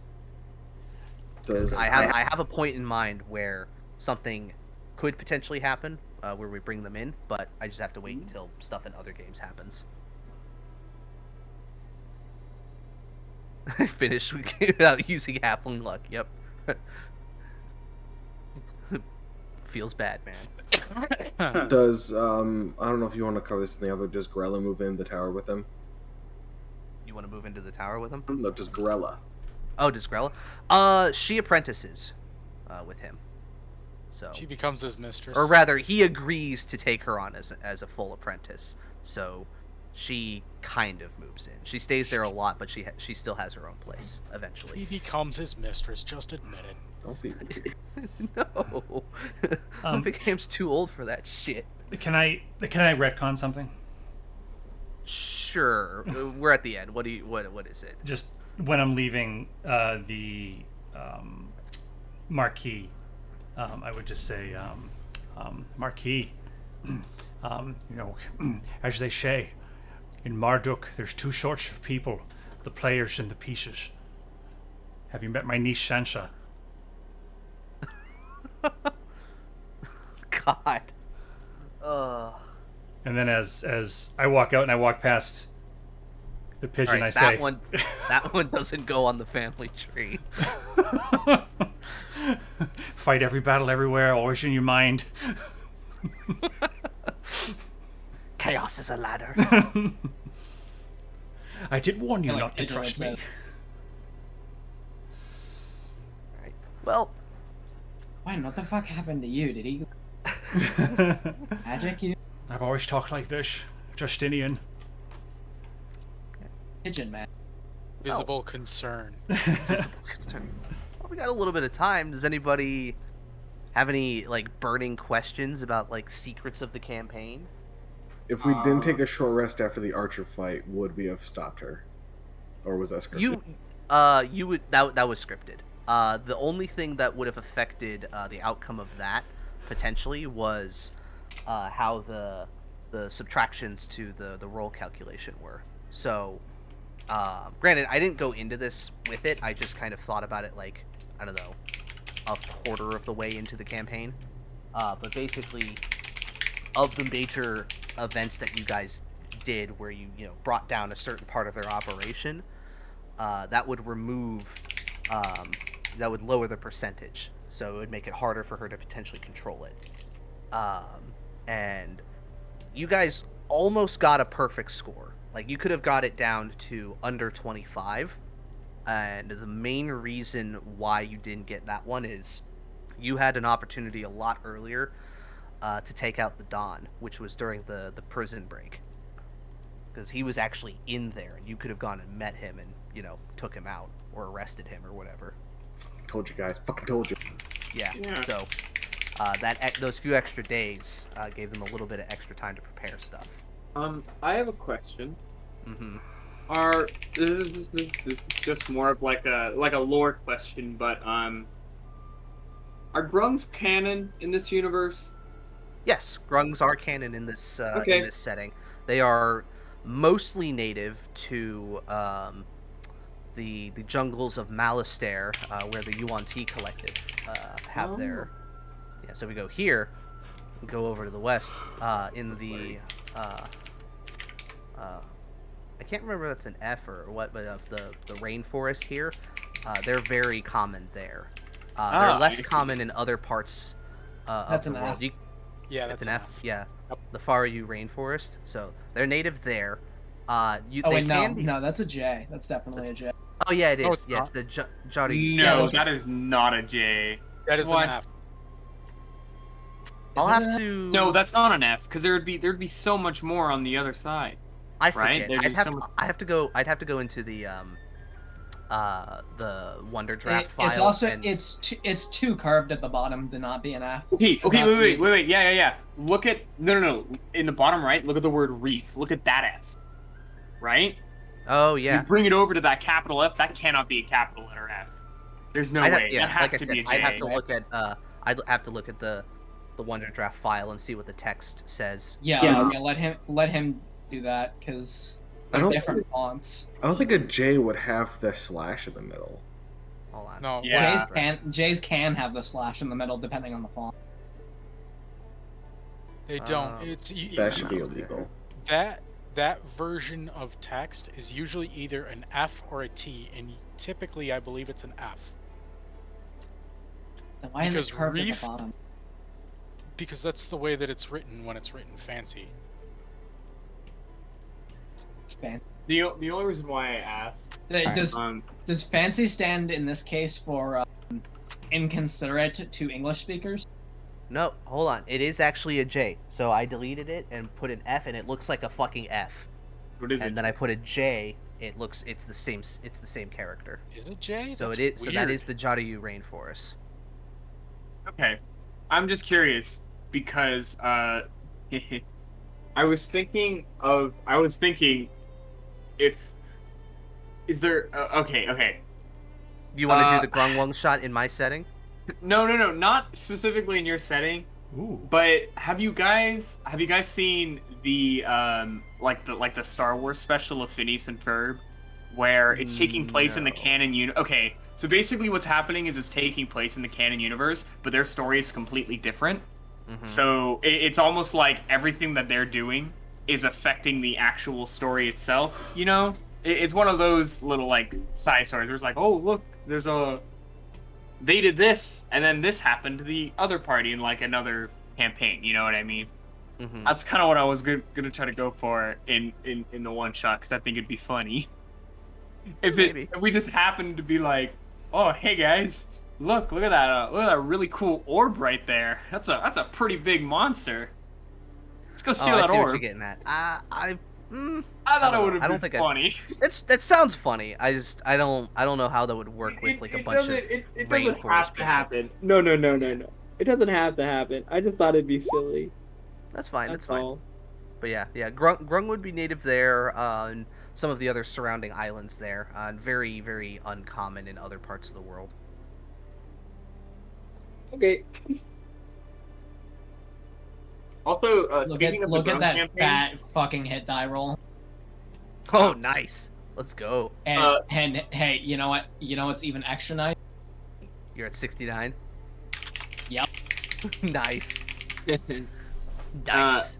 speaking of grungs, the grung campaign probably won't be happening for a while because fine. I have my pre-recital coming up and I need to practice for that, and then I have my actual recital in November. So if anything, it'll either take place in like a really weird time in October, or it won't be until like December. Well, Those are so like the two options. you could also write it, and we could just play it when Pilgrimage is done. Ooh, that works too.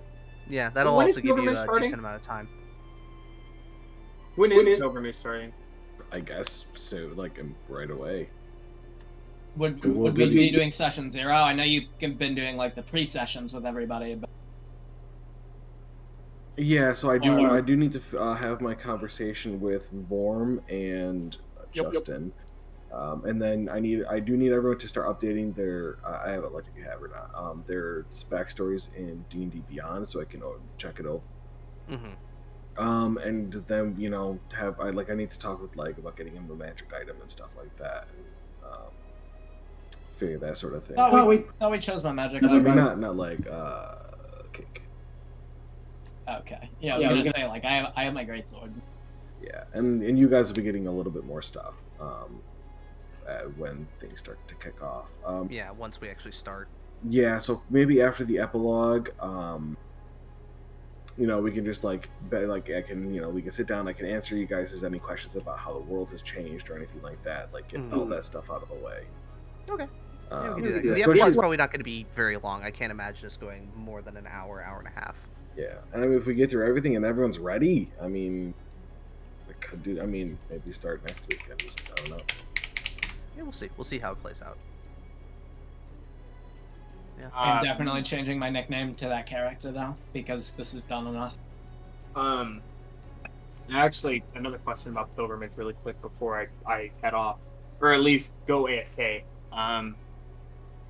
What day will it be? Because if it's on Fridays, I might not be able to do it. Yeah, it would be. Or I won't be able to do it for a really long time. We're keeping Fridays. Yeah, we're Yeah, we're keeping keeping I the. can't really do it. That's fine. Here, let me look at my schedule. Because my rehearsal, I have like rehearsals from like 4 till like 7 o'clock on 2 Fridays. So like I'm free on the 29th, but those first 2 I might be like an hour late. Maybe. It just depends on how well the rehearsal goes. Other than that though, that's it. Well, I'm sorry if I'm right. The 15th is the epilogue. The 22nd is session 0. The 29th is session 1. Am I right? No, I mean the session, since the epilogue won't take very long. The session 0 would probably be next week. Okay. Okay. I think everything will be okay. Just because currently I'm practicing with my accompanist, Cool. and we're scheduled to go from 4 to 6, so I can theoretically get here after 6, but I don't know if we will be done at 6. So we're scheduled to end then, but for all I know, we can keep working because I don't want it to be bad. So my recital that is. So I mean, we could always just do session 1 an hour late. I'd be okay with that. Maybe. Also, Since Speaking of- I mean, after like taking that week off and getting adjusted to a new campaign, having a shorter session wouldn't be a terrible thing. November 28th, by the way, mark it in your calendars at 6 o'clock. I will actually probably do this on Twitch as well. I'm going to be live streaming my senior recital from the school. So Nice. if anybody wants to tune in, 6 o'clock my time. It'll probably only be about like an hour to maybe an hour and a half because I'm playing with one other. So 9 person. o'clock for all the normal people here. Yeah. So it'll probably go for like an hour and a half, maybe, because I'm playing with another person. It's a joint recital, so. I'll write it down. What day? The 28th November. Okay. I'm gonna remind you guys beforehand. Don't yeah, worry. Yeah. I was gonna say This is like gonna be also, the only reminder. And this also is just, yeah. I was gonna say just DM me and remind me that it's. Yeah, I was happening, gonna- yeah. because I'll definitely forget. I'll probably just like send a link to I'll like ping every Discord I can and be like, watch my damn recital. It's over for me finally. Do you get a better grade based on views? I fucking wish, actually. That'd be so funny. Because Yeah, I had so many. As soon as I shared my junior recital to all of my like online friends, I like remember because I had my laptop there and I was able to like watch my recital. I went from like 11 viewers to like 73, and I'm like, awesome. Glad my friends online got me, dude. You need to go make a deal with your professor there ahead of time and just be like, look, if this happens, I gotta get at least this. I just broke the what are those clips called on pens? Are they just called like shirt clips? I guess. I don't I know. think so. I just broke one off my pen The and I'm grip. really sad. Aw. Because I really Unacceptable.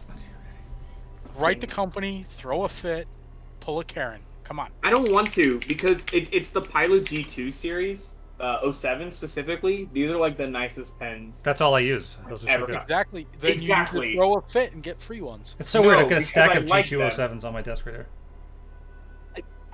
I will when I find pens on the ground. If it's not one of these pens, I will not pick it up and keep it. I will put it back on the ground. That's so weird because I've been using these like exclusively since college. I didn't know like they were like a no. thing. They're like a college thing, I guess. Yeah. Because everybody that I know is like, yeah, those are the best pens, and I'm like, they're the best pens. Yeah, They are. They are. When I worked at Geek Squad, I had my own set because we would always lose our own pens, so I just bring Oh. my own. That's smart. Yeah. So, does anybody have any other like questions? Like, if you want like campaign secrets, like now's the time to ask. Oh well, we had a lot of like what ifs. You remember? Yeah, that's true. But like, there's other things too, like things that I have written down, backstories and other, little tiny things. If you want, just ask. I'm an open book now. Oh, what would the Tyrannos fight be like if Vorm kept playing Tonka? Tonka wouldn't be there. There would probably be. See, what's interesting is that like came about almost entirely because of Tonka leaving. That would have been an entirely different scenario, more than likely. You would probably there would still have been a kidnapping, whether or not it was Justinian's sister or not, would have been to be determined. Again, it just really depended on where things were at the time, and we had been spending a lot of time with Pigeon Man and his family and everything like that. So it's like, seems like the right move, evil DM smile. But yeah, the actual like scenario of that would probably have been a little bit different. Like how you what information you get out of that and whatnot. It could have also been lead straight into the fight with the demonologist potentially as well. It just would have had to depend on how things went at the time. Interesting. Anyone have more what ifs? I don't want to do two in a row. Well, the thing that I think we had a couple of like good ones, but the only one that's jumping to mind is if we had gone into the room with Fat Tusk underground. Mm-hmm. You remember? Was it me and Madcap that were disguised as Tarkov and? You and Leg. What was it? It was me and Leg. Yeah. You remember? Oh, so we were with Vermilion and we were gonna open the door and go in. And I think we decided to retreat. Does that sound right? Yeah. Okay, so imagine we opened the door. What if the pigeon and the witch opened the door? Well, you would have had a very interesting conversation with Fat Tusk about, because he knew a bit about Tarkov. He didn't know everything, but he knew a bit. And it would have definitely set him on edge, because he does not like being around Tarkov. And yeah, it would have led to a bunch of different stuff. That also probably would have been your first like real encounter with Kaze as well, because she was at his side, whether he knew it or not. Would it have even been possible for Ajax to go and convert Kaze? No. No, she was very much a devotee to Lady Drake, which can lead me into what their story is. So no. Yeah, I was gonna ask, are they lovers or not? No, not lovers. It's more of a parent and child relationship. But but not in the sense that Lady Drake raised her, but cared for her. So this is kind of a spoiler for potential like future campaign stuff, because I've started to flesh out a bit more stuff of the world. There is a fourth continent on this on Animus. Jake knows about it, but in the universe, it is forbidden to travel near this place because, as a reputation, any ship that has traversed too close to the shores of this continent never returns, and nobody knows why. Nobody knows what's up, and this continent is called Halimsa. Kaze is from Halimsa Halimsa. rectangle. She is from Halimsa, and Halimsa, the human population, in fact, much of the population there, the culture is very much based on like Asian cultures, Japanese, Chinese, Korean, that sort of thing. There's a lot of that influence over there. That's why she has the name that she does. That's why she has the techniques that she does. It's because that's how she learned how to do stuff there. And when she told you that a demon from her homeland cursed her, she was being genuine. Though the demons there are different. They are based off of the Oni from Japanese myth and the various other wacky creatures in Japanese mythology. And so eventually, after like learning how to be a shinobi and everything, she was betrayed by her own lord, and she had to flee, and ended up fleeing to the west of her continent, and landed on, fleeing to the east, I mean, and she landed on an island on the southwestern side of Almaria. And at the time, Lady Drake was undergoing some other expedition. This was probably 20 to 30 years ago, and came across her. They had a bit of a confrontation, but she felt sympathy because they could and they were able to communicate through magic and everything like that. And so she took her in, and she promised her that she would try to find a way to end her curse.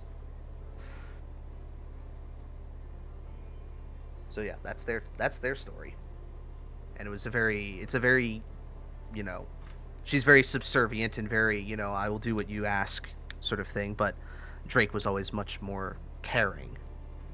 It's a weird kind of family bond that they developed.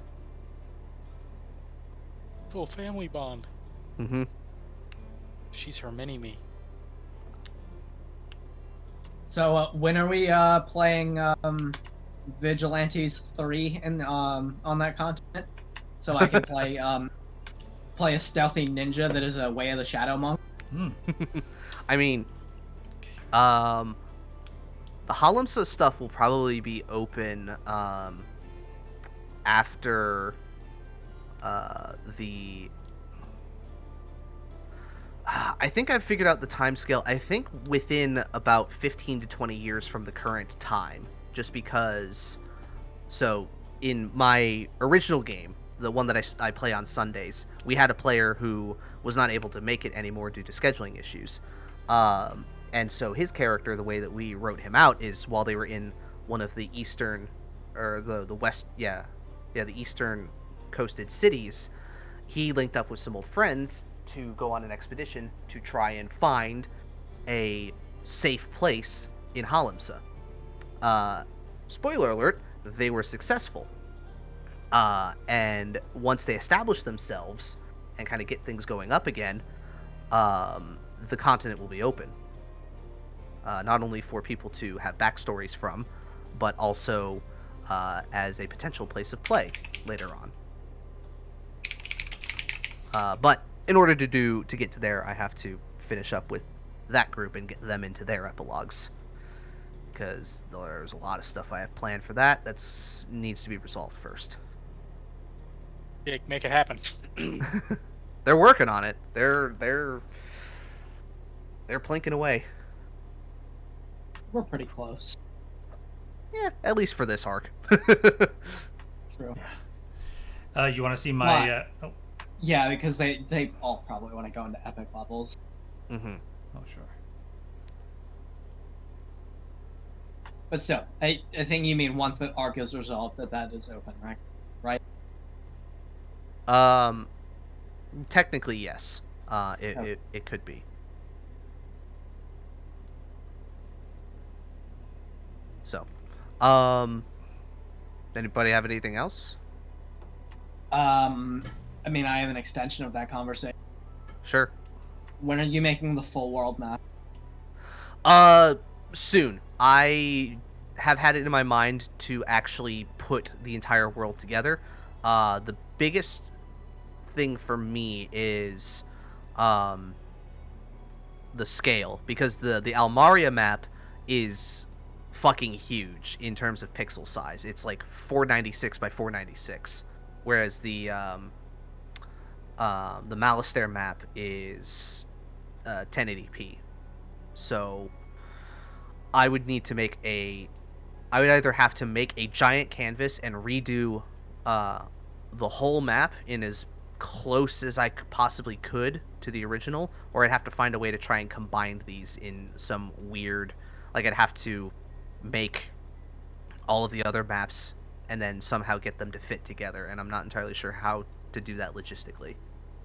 But I will get it eventually. Mm-hmm. Awesome. I didn't even know you were working on that.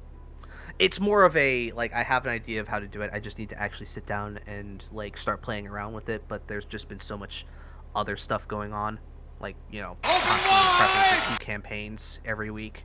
Now that I don't have to do that anymore, I can put a lot more energy into just a little bit of the housekeeping stuff that I need to do.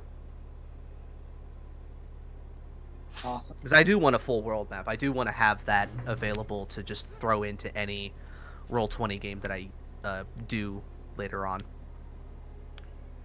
Because my goal with everything that I've been building in this is to have something that is persistent and can be just, something that will unfold. You want a constant world that you can work in, basically.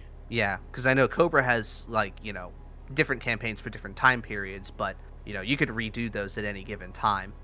And have some persistence between the groups, but it's all separate. With this, what I want to do is, what you guys do here is in stone. You have implanted yourselves as a force within this world that has changed stuff and can change things later, and can be referenced as well. So I think something like that would be kind of cool. So you've got a written history or something like that. You go and have like the next campaign or something along those lines, be it set in a different part of the world, but you still get news about what's happening on the other side of the world. So if you're playing with the same group of people, you hear rumors about what your other party had gone and done. Jake has been getting a lot of that campaign. because Jake has played in every single game I've done. Yeah, So. I get like all the fucking time in our Sunday game, right? Like, all the time, shit from our on and off game, and then in the on and off thing, that character has also heard a lot about my character in the Sunday game. Nice, I like it. Not specifically who he is, but yeah, you've heard like rumors about such and such going and happening and whatnot. Yeah, that would be cool. I would love to go and hear stuff like that. Or see stuff like that. At some point, once even if it's from different groups, going and hearing just rumors going about like other campaigns that you're going and doing necessarily in that world at that same time or something like that, and you just hear rumors about other groups that are doing stuff. Yeah, that's it. It's honestly like it's the exact same stuff that a certain person whom will no longer be named. Campaign. A person that will not be named that we spoke of in a very serious tone. He shall not be named. Yeah, that is what they did with their world, and I very much liked the idea of something that is persistent, that people can play multiple times and have interactions between their own characters, or past, present, or future, and all that, and how other players can encounter each other. I'm maybe not going to go that far into it, but I do want to have that sort of persistentness built into stuff. And one of the things that I might do later on, probably when a lot of like the major stuff is all done. I might actually work on some kind of like wiki page or like a World Anvil page and actually put my nose to the grindstone and try to figure out how the fuck that program works. I like it. And really like like actually that. have like a fucking timeline, a history of events, sort of like a campaign chronicle for all of the other groups, kind of speaking in broad strokes without getting super specific on things, just so that Right. one, I can have that, and two, I can have something to show that to future players and be like, hey, you're joining something that has history to it, that has a persistent chronology to, that has been affected by players. So, I like because that. that's it's really, yeah, and that's the thing that I want to be special about all of this. I'm all in. You need anything, you let me know. Fuck, I'll. You've got my entire horde of characters that you can pull from. Yeah, I mean, if I ever need just reach into the mystery box and pull something out. Hey, I need a fighter. What do you got? Yeah, Bleh. right? Yeah, he just throws me 100 character sheets. Like, oh fuck. I need this class. This is what harder. subclass? I need this type of class. What subclass do you want? I didn't think about that part. Do you want something Yeah, with Vorm, a secondary class? Vorm, if I ever ask you for a character, I would like genuinely ask like, okay, now we need to lower it down to subclass and multi-class. Right? And I race. need fucking like sections and shit like that, you know? I need a Dewey Decimal System is what I need. Yeah, you need like a and that's- programmable, searchable like honestly, Excel document. That's what this server was originally set up to be. So, if you go and take a look at it, all of my minis that I have that have been uploaded so far, they all have they're sorted out by race, they're sorted out by class. Oh they yeah, all right have, at the bottom. Yeah, they all have their makeup. It's like, so if they've got multiple classes, it's got X amount of levels in this, X amount of levels in that. And they're all set to level 20, so you can go and grab one and then go and fine tune it to the level you need, but it's already got everything planned out all the way through, plus it's got the mini for it. So, fuck yeah, if you guys, that's what the server was originally created for, was just so that I had a place to store all my shit. And so far I've kind of let that slip a lot. But yeah. I think if I were to do this campaign over, though, there would definitely be some things I would change that I think would make it more dramatic and tense. I probably would have made Lady Drake, her real name persona, like an actual person in the campaign, in like the city. Like she has like a house and shit, and would be somewhat of an important figure. Maybe not council level, but definitely somebody who was decently important. And it's just like she has this secret that you would have found out. Probably would have also changed Tarkov's name so that he's not immediately sus. Wasn't Drake used to? Did she used to be a slave? Yeah. So her real name's Rosani Darona. She is roughly in her mid 300s for an elf. And like around 300 or more years ago, she was taken as a slave by Draconia. This was back when they actually had an active slaving operation. They don't anymore, but they still have slaves. It's a complicated thing. I don't really want to get too much into it, but she was taken as a slave because mood elves are very rare, and she was bought by a very powerful magister and was very much mistreated. She endured a lot of things that nobody should have to. And then eventually she displayed her siphoning ability in a fit of anger, and one of the caretakers was basically killed by this. The Magister saw potential, and he then started researching her and teaching her things, and all the while she just kept building up this resentment towards everything. And eventually, when the Magister was getting a lot older, she eventually managed to break and escape. She killed him. She killed his apprentice, a lot of people within his fortress, and went on the run. And because she lived so long, she was able to basically outlive a lot of her pursuers. and kind of drifted from place to place and saw all these different injustices and how things don't really change no matter how many decades go by. And that's when she was like, something's got to change. She tried like local revolutions, like she was a part of stuff, either within borderland towns of Draconia or even going to Almaria a few times, and nothing ever worked. And then that's what put her down the path of where she eventually ended up. She's like, I gotta find a way to, if nobody's going to learn, then we just have to start over. And then she started looking into stuff like that. And by that point, she had met Sarko. Sarko was sort of an exiled mage. The Draconia doesn't have a lot of rules on a lot of things with how mages practice stuff, but Sarko stepped on a lot of toes. So they used his fascination with demons in the lower planes as like a scapegoat to basically get him ostracized and exiled and stuff like that. So he had a lot of resentment for that too. And they came into contact and bonded over that. Drake never really trusted him, but he was intelligent enough and devoted enough to work towards things. But she really saw him as a means to an end. Pretty much the only person that was willing to do the things that were necessary to get what they needed done, and who had the wherewithal to find it.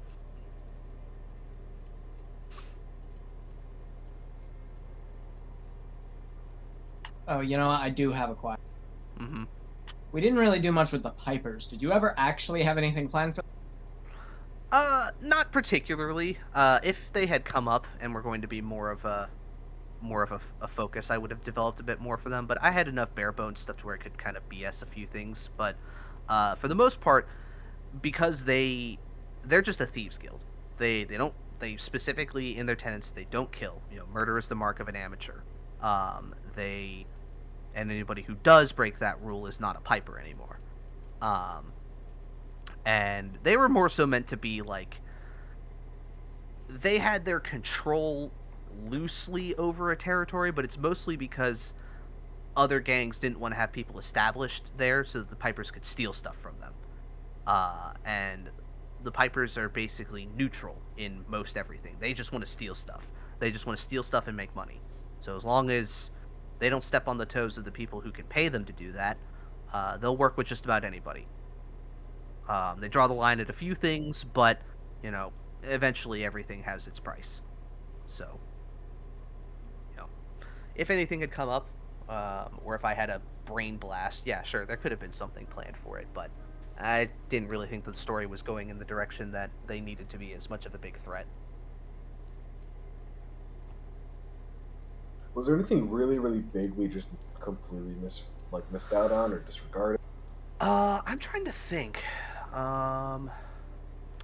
There, depending on how you would have gone, maybe with the more social aspect, there could have been some opportunities to speak to other counselors earlier on.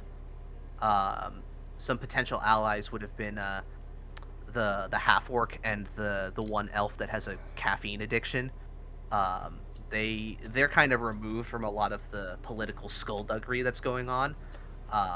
So they would have really no stake in,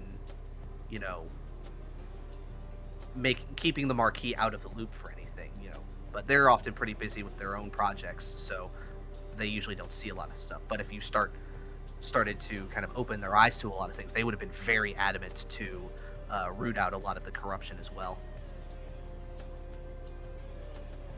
So we just missed out on more potential allies. Got it. Yeah, more potential allies or earlier interactions with people. I'm trying to also think. I also think that I think one of the biggest things though that really had me course correct a lot of stuff is I had a lot more planned for Tarkov to be more involved with stuff going forward, but as soon as Ellis just latched onto him like fucking white on rice and was like, oh, there's something up with him, he's the baddie, he's in on it, As soon as you did that, I'm like, all right, all of this goes in the trash. Aw. We're gonna You do need to- something else. You need to give him a fluffier name. Yeah, that's my thing. Like, if I was gonna do Tarkov it is over too again, Russian sounding. yeah. Well, I wanted to Russians do are that always because, bad.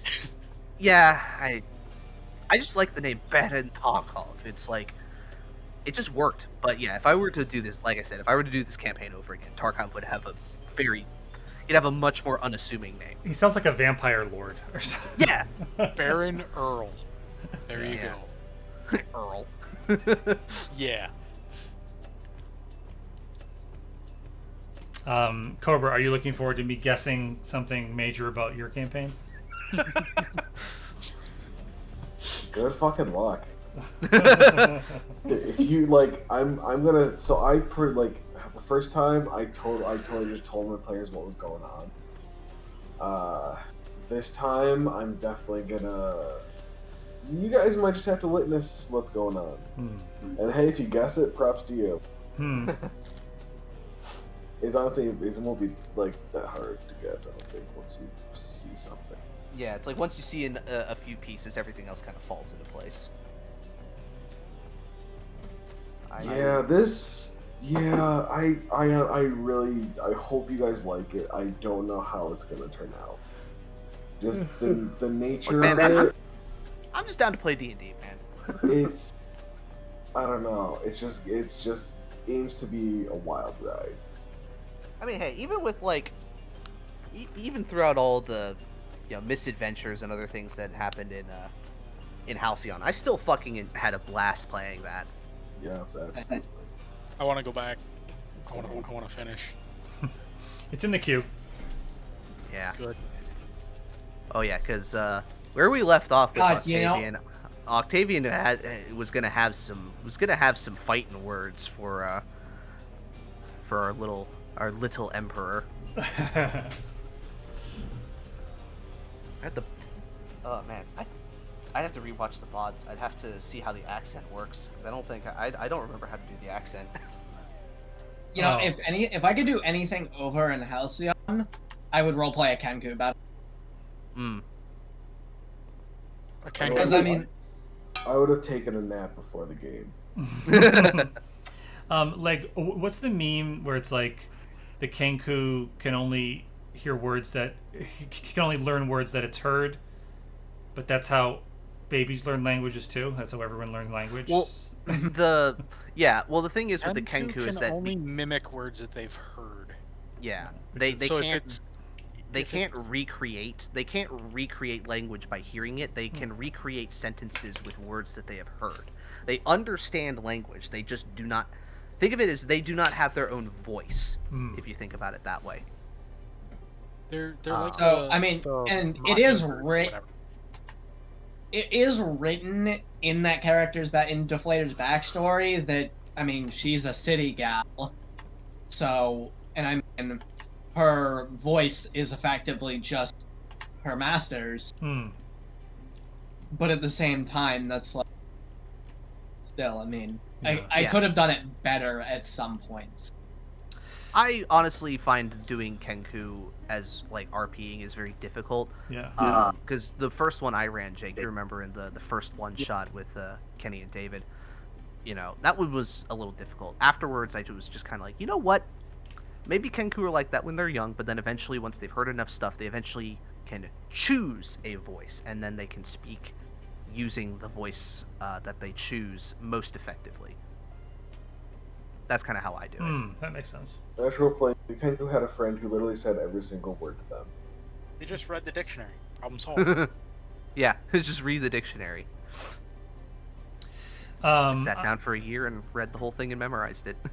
But yeah, I am really interested, like, when that comes up in the queue to go back to it, because, I mean, Octavian and Deflator were still having their whole fucking thing. Yeah, they're still kind of having And- some beef. And I think with what happened, she'd be a lot more on his side. Yeah. Once you kind of see exactly what it is that he left behind and how he reacts to a lot of it, ooh, it's gonna be spicy. Ren just wants Octavian to respect women. What do you mean? I think Ren wants more than that. I think he wants one more thing, Koba. He Octavian's wants people to canceled. stop. He wants people to stop fucking hitting on him. Oh, yeah. Yeah. That's so funny. I try to like get in the mindset of like NPCs, and it's like they all just want to flirt with Ren. I don't know. It's because he's human. It's because he's human. He can It's like why in Critical Role Campaign 1 everybody like flirts on Percy. It's because he's the human. Weird, like, Everybody's as you said at one point, like, he's a good-looking guy. I'm like, at no point did I say Ren was good-looking. He just seems very dashing. You're projecting a lot there, Alice. Yeah, definitely. He's tanned and tattooed and toned, but he's a dude, man. He's got a just butter. dude. He's just a guy. I'm just a dude playing another dude. What is it? Disguised as I'm a dude pretending to be a dude disguised as another dude. That's it. Yeah. I mean, yeah, like I know we're like way ahead of ourselves here, but Vorm or Leg in the queue, or what are we looking at? I've got. Well, I mean, I was gonna say is I still got around 2 before. Oh That's God, true. yeah, we got to do 2 of horrors. Fuck. Don't worry, guys. I've got character sheets for this. I got a lot. I got a lot of characters Born I've never for gotten to play. Let's go. Yeah, right. So like, Time do to me a get to the favor. back burner. Start me with at least 10 sheets, just so that I can get them all filled in here, and we'll go from there. Dude, Osric never died. I didn't get to bring in my backup. What Who was was your your backup? backup? Yeah. A warlock. Ooh, a full warlock. That would have been a very caster heavy party. That would have been interesting. Yeah.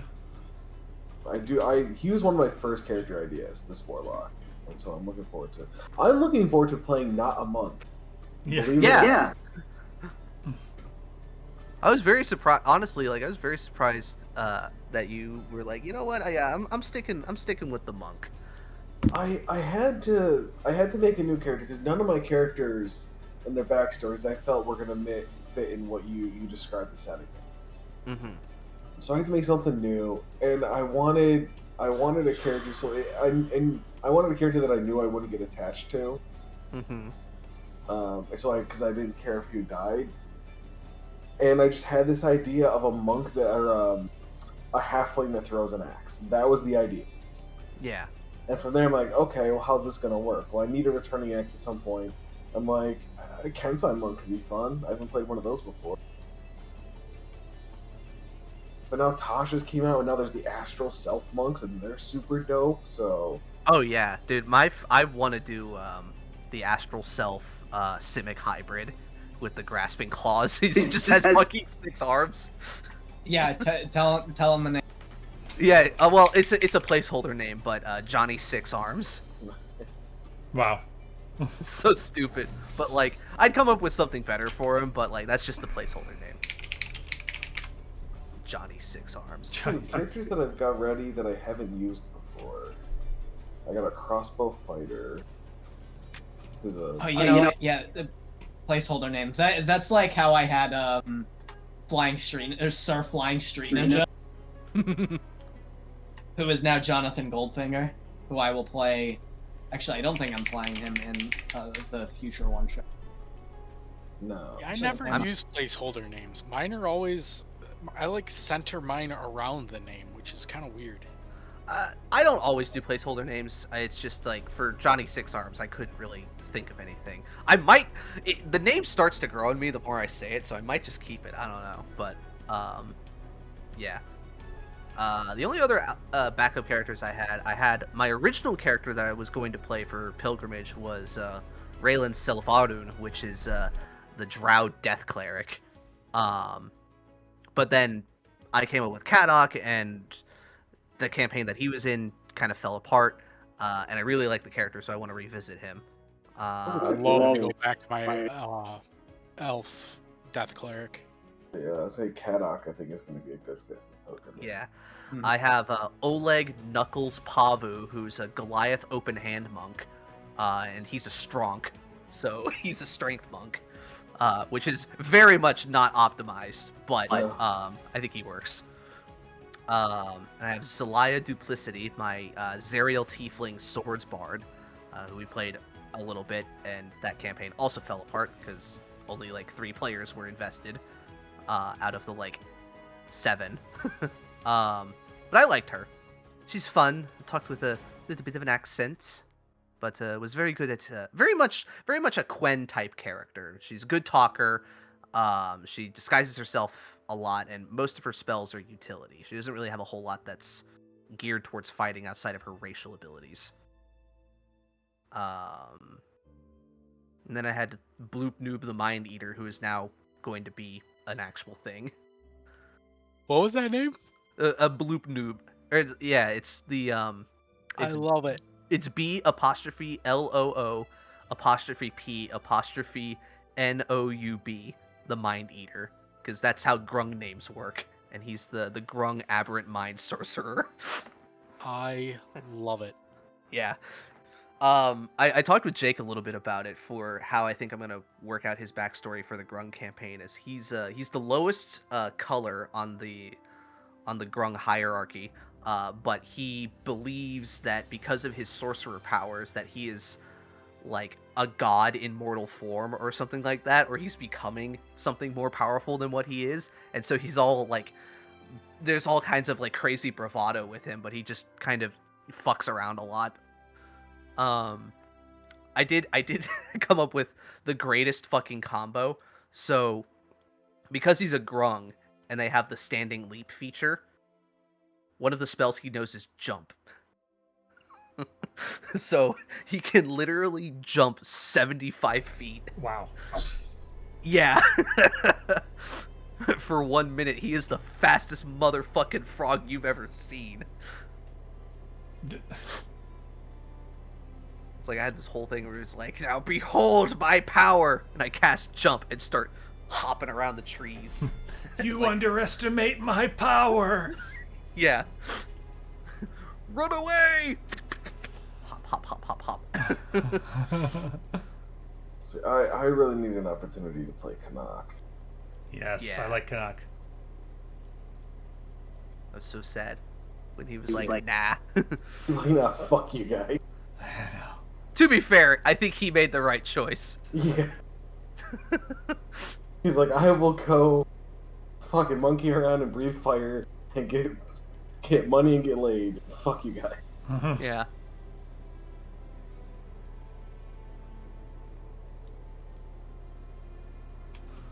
Oh, Justin, Yeah. you want to see some spell choices? Not that it really matters.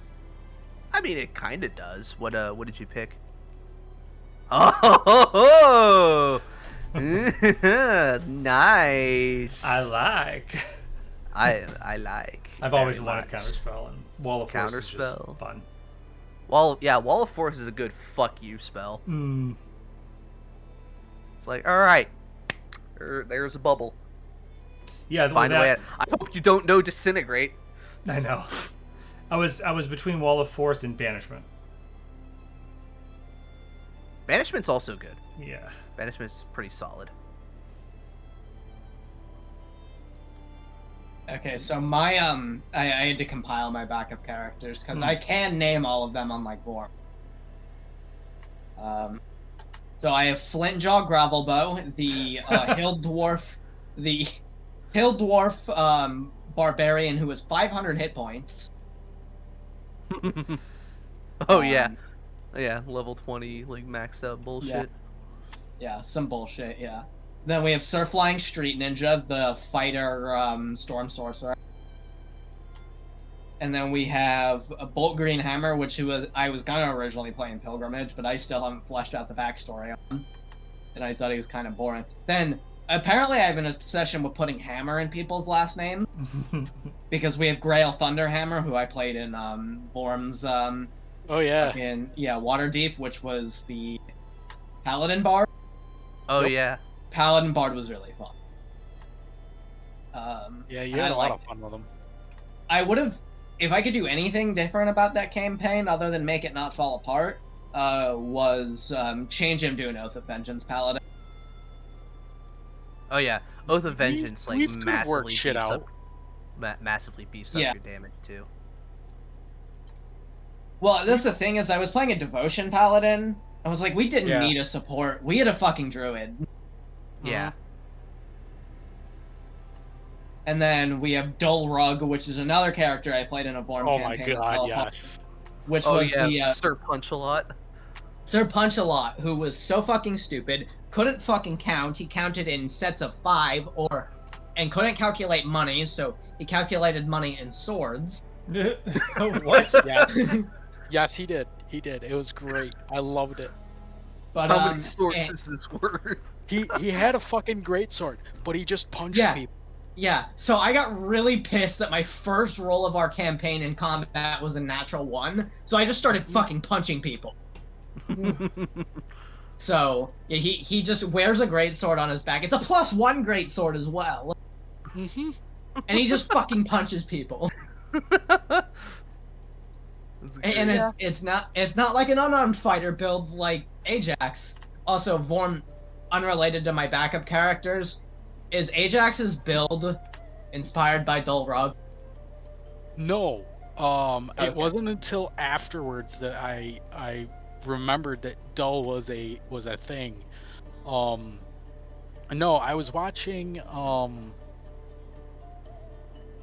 something and I got pissed off because the fucking fighter had lost his weapons, and I'm just like, no, there's got to be a better way to go and make a fighter that can go and fight without having a weapon in hand. And so I started going and looking around, and that's when I noticed that they had the unarmed fighter had come out. So I'm like, fuck yes. And then I was doing something, and a commercial for one of the Rocky spin-offs, I think it was Creed or something, came out. Oh yeah, So I'm like, that's the one with Michael that's B. an Jordan. idea. Yeah. I was sitting there going and thinking, that's an idea. And I started kind of going and building off of that. Then my other 2 backup characters, I have Tabarus, who is the Oath of Vengeance Warforged Paladin, the one I mentioned earlier, who literally fell from heaven. Mm-hmm. Yeah. Because it's a joke on how you can only take 10d6 of falling damage. For some fucking reason. Yeah, I don't subscribe to that. You jump off a cliff, you're gonna get goldfish. Yeah, I was gonna say, a certain druid would like to have words with you. Yeah, but I mean, it's just supposed to be a joke about that, really, and then it expanded into a lot more, because I do have a fully fleshed backstory out for him. It's mostly meant to fit in Justin's setting.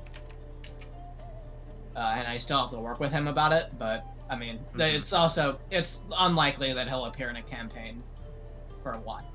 So supposedly, squirrels, no matter how high of a drop they go and hit, or they fall, they can't die from falling. So you could always just transform into a squirrel. Need to be a druid. But yeah. That works. That works. It does work, but not with that character. And then another Warforged Paladin, Aegis, who was going to be my backup character for, what's it called? Halcyon. Yeah, Halcyon. Aegis was my backup character for Halcyon, and my thing with that was I was thinking he was basically just a war tool, and he was an Oathbreaker Paladin. He would have been a Crown Paladin, and who broke his oath. And then Gunji Womp was also a backup character, but now he's the Grung character. Grung campaign character. The war magic wizard. Nice. That campaign, like, okay, so I'm a sorcerer, Jake's a wizard. Was anybody else thinking about doing, like, a Grung caster for that? I'm an artificer. Oh, boy! An artillerist. Oh my fucking god, that's awesome. For the Grung, I think I'm a druid. Oh, god, let's go. Hell yeah. We got fucking we got a artificer, artillerist, we got a lot of range support. We got the fucking druid just turning into shit. Alice, have you thought of anything? For the Grung? Mhm. Not yet. Okay. Grung. See, I think you should play Paladin. A Grung paladin. A Grung paladin. A Grung conquest paladin. Conquest fits very well with how the Grung operate. Who's a bounty hunter? Man, I I, kind I of. I have a goblin paladin. His name is Me, and he runs around with a fucking hammer and just knocks people the fuck out. He challenges to a duel and then knocks him the fuck out and just drags him back. Okay. This is kind of a deep cut, but does anybody know who this is? Oh, who the fuck? Is this from Pan's Labyrinth? Nope. Yes. Nope. No, that No. is from the Dark Crystal. It is. That was gonna be my next guess. That's gonna be my next guess. That's Hup the Paladin, and he has a wooden spoon as a weapon. Yep. I could maybe. Considering how dumb the Grung campaign is, that would work. Yeah, I could. I was thinking like I could base it around Hup. That's That great. would be great. He's got a +1 spoon. Yeah, that's it. It's done. It's decided. It's like the It can't does be the undone. same damage as it does the same damage as a dagger. Mm. Yeah, but it's bludgeoning. Yeah, it's a bludgeoning damage dagger, and it has a -1 to damage, even though you have so it's just neutral. So it's only just 1d4 at the end of the day. I mean, it depends on your stats, but yeah. Well, yeah.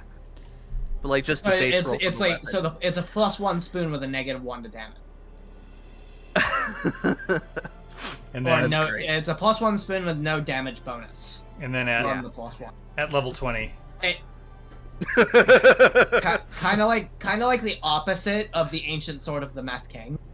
Wow. No, Sword what of it the what Mech it King. needs is on a nat I've 20, linked that here, right? Yeah. Yeah. on a net 20, the spoon needs a 10% chance to go and just knock him the fuck out. Just automatic knockout. I don't know. So I really want to play my wizard that I have. Oh yeah, the wizard who like knows almost every language. Yeah. Level 1 common, abyssal, celestial, draconic, infernal, primordial, sylvan. And that's variant human linguist with sage background. Yep. Because variant human they get the bonus language and then they get the linguist. Yeah, the math works out. Math checks out.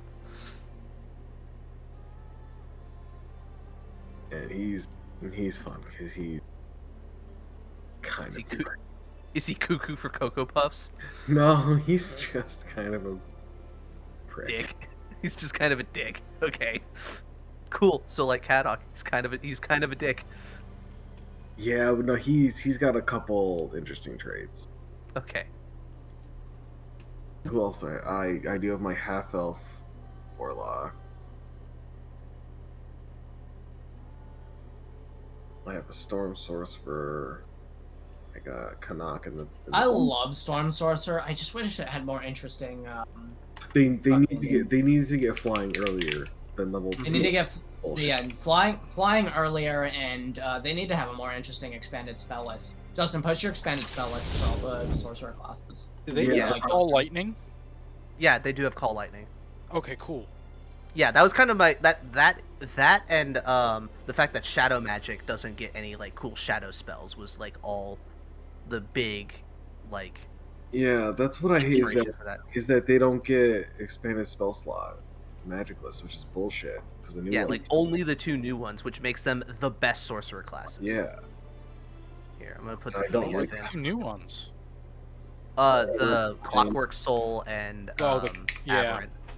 Yeah. I got a Goliath Ranger named Goring Keldroid. He's ready to go. My Glory Paladin, who's simply named Valiant. Prince Valiant. Prince Valium. No, Valiant. There's a reason. Not Valium. Come back!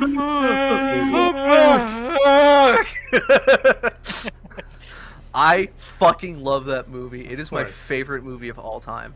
Of course. Oh, I don't know if I'll get to play this guy. He's my human fighter.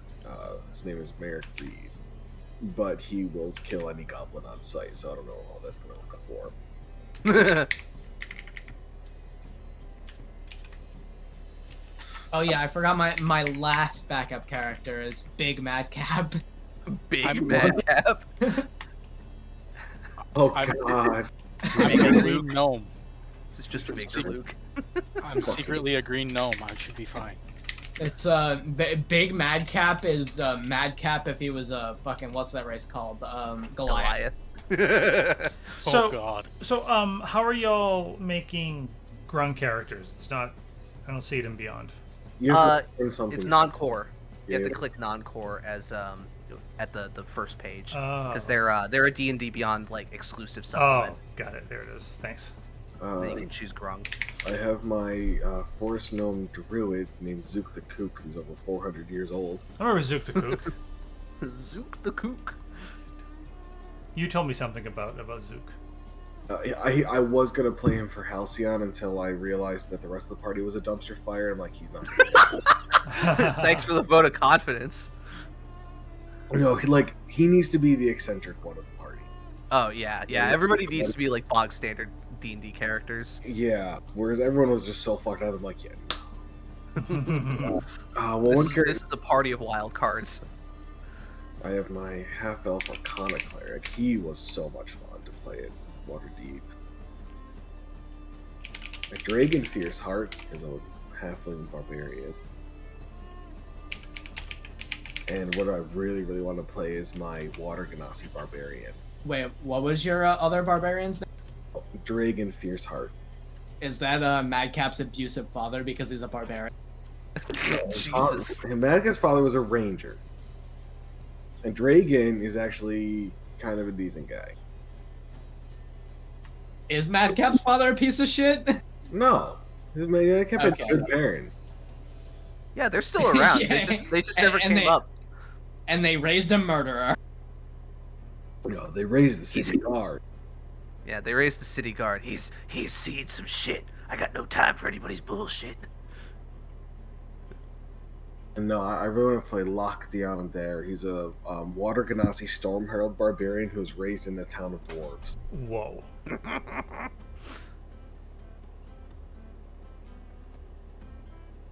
So yes, he plays the bagpipes. I love. I don't know what it is with me and like making characters who like are from places that are races that are from places they don't belong. It's great because you I can love it. put the cultural bias of what that other race is onto that other character, and it's just weird. Mm-hmm. Oh yeah, like Azir, the character I'm playing in Pilgrimage, he's from a Cobra, correct me if I'm wrong, dwarf town. Yeah, it's the dwarven capital. So yeah, tiefling from the dwarven capital. I mean, tiefling kind of fits that role no matter where they're from, unless they're actually from a different elemental plane. Yeah. Kind of just like if they're on the material plane, you know, it's just like they kind of always fit that role because it's not like on the material plane there are like towns and cities. Just of tieflings. fucking Yeah, tieflings are just kind of there. Oh, and I remember, well, I don't know if you guys remember, during Canuck's introduction, the stage show. Of course. There was a human rogue named Damien Centaur. He's actually one of my characters. Ah, okay. I do like to have characters with like mixed backgrounds, like my divination cleric, or my divination wizard. He's on the run from a magical academy because he stole something, and one of my arcana cleric character is the one sent to hunt him down. So that,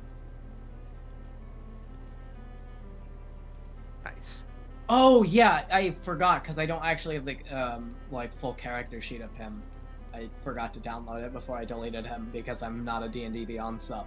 Is one of my other characters is I have Kloss Two-Blade, which came from the same campaign as Kadok that fell apart, and he is a great old one warlock who's an awakened undead who cannot speak and has a smoking problem, and he has to cast Gust to Smoke.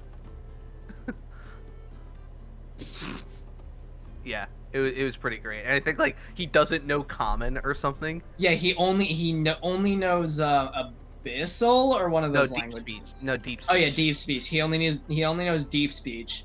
So everything is just fucking like gurgling and gross sounds when he speaks in someone's head. Of course, I mean, he's a great old one warlock, so they understand.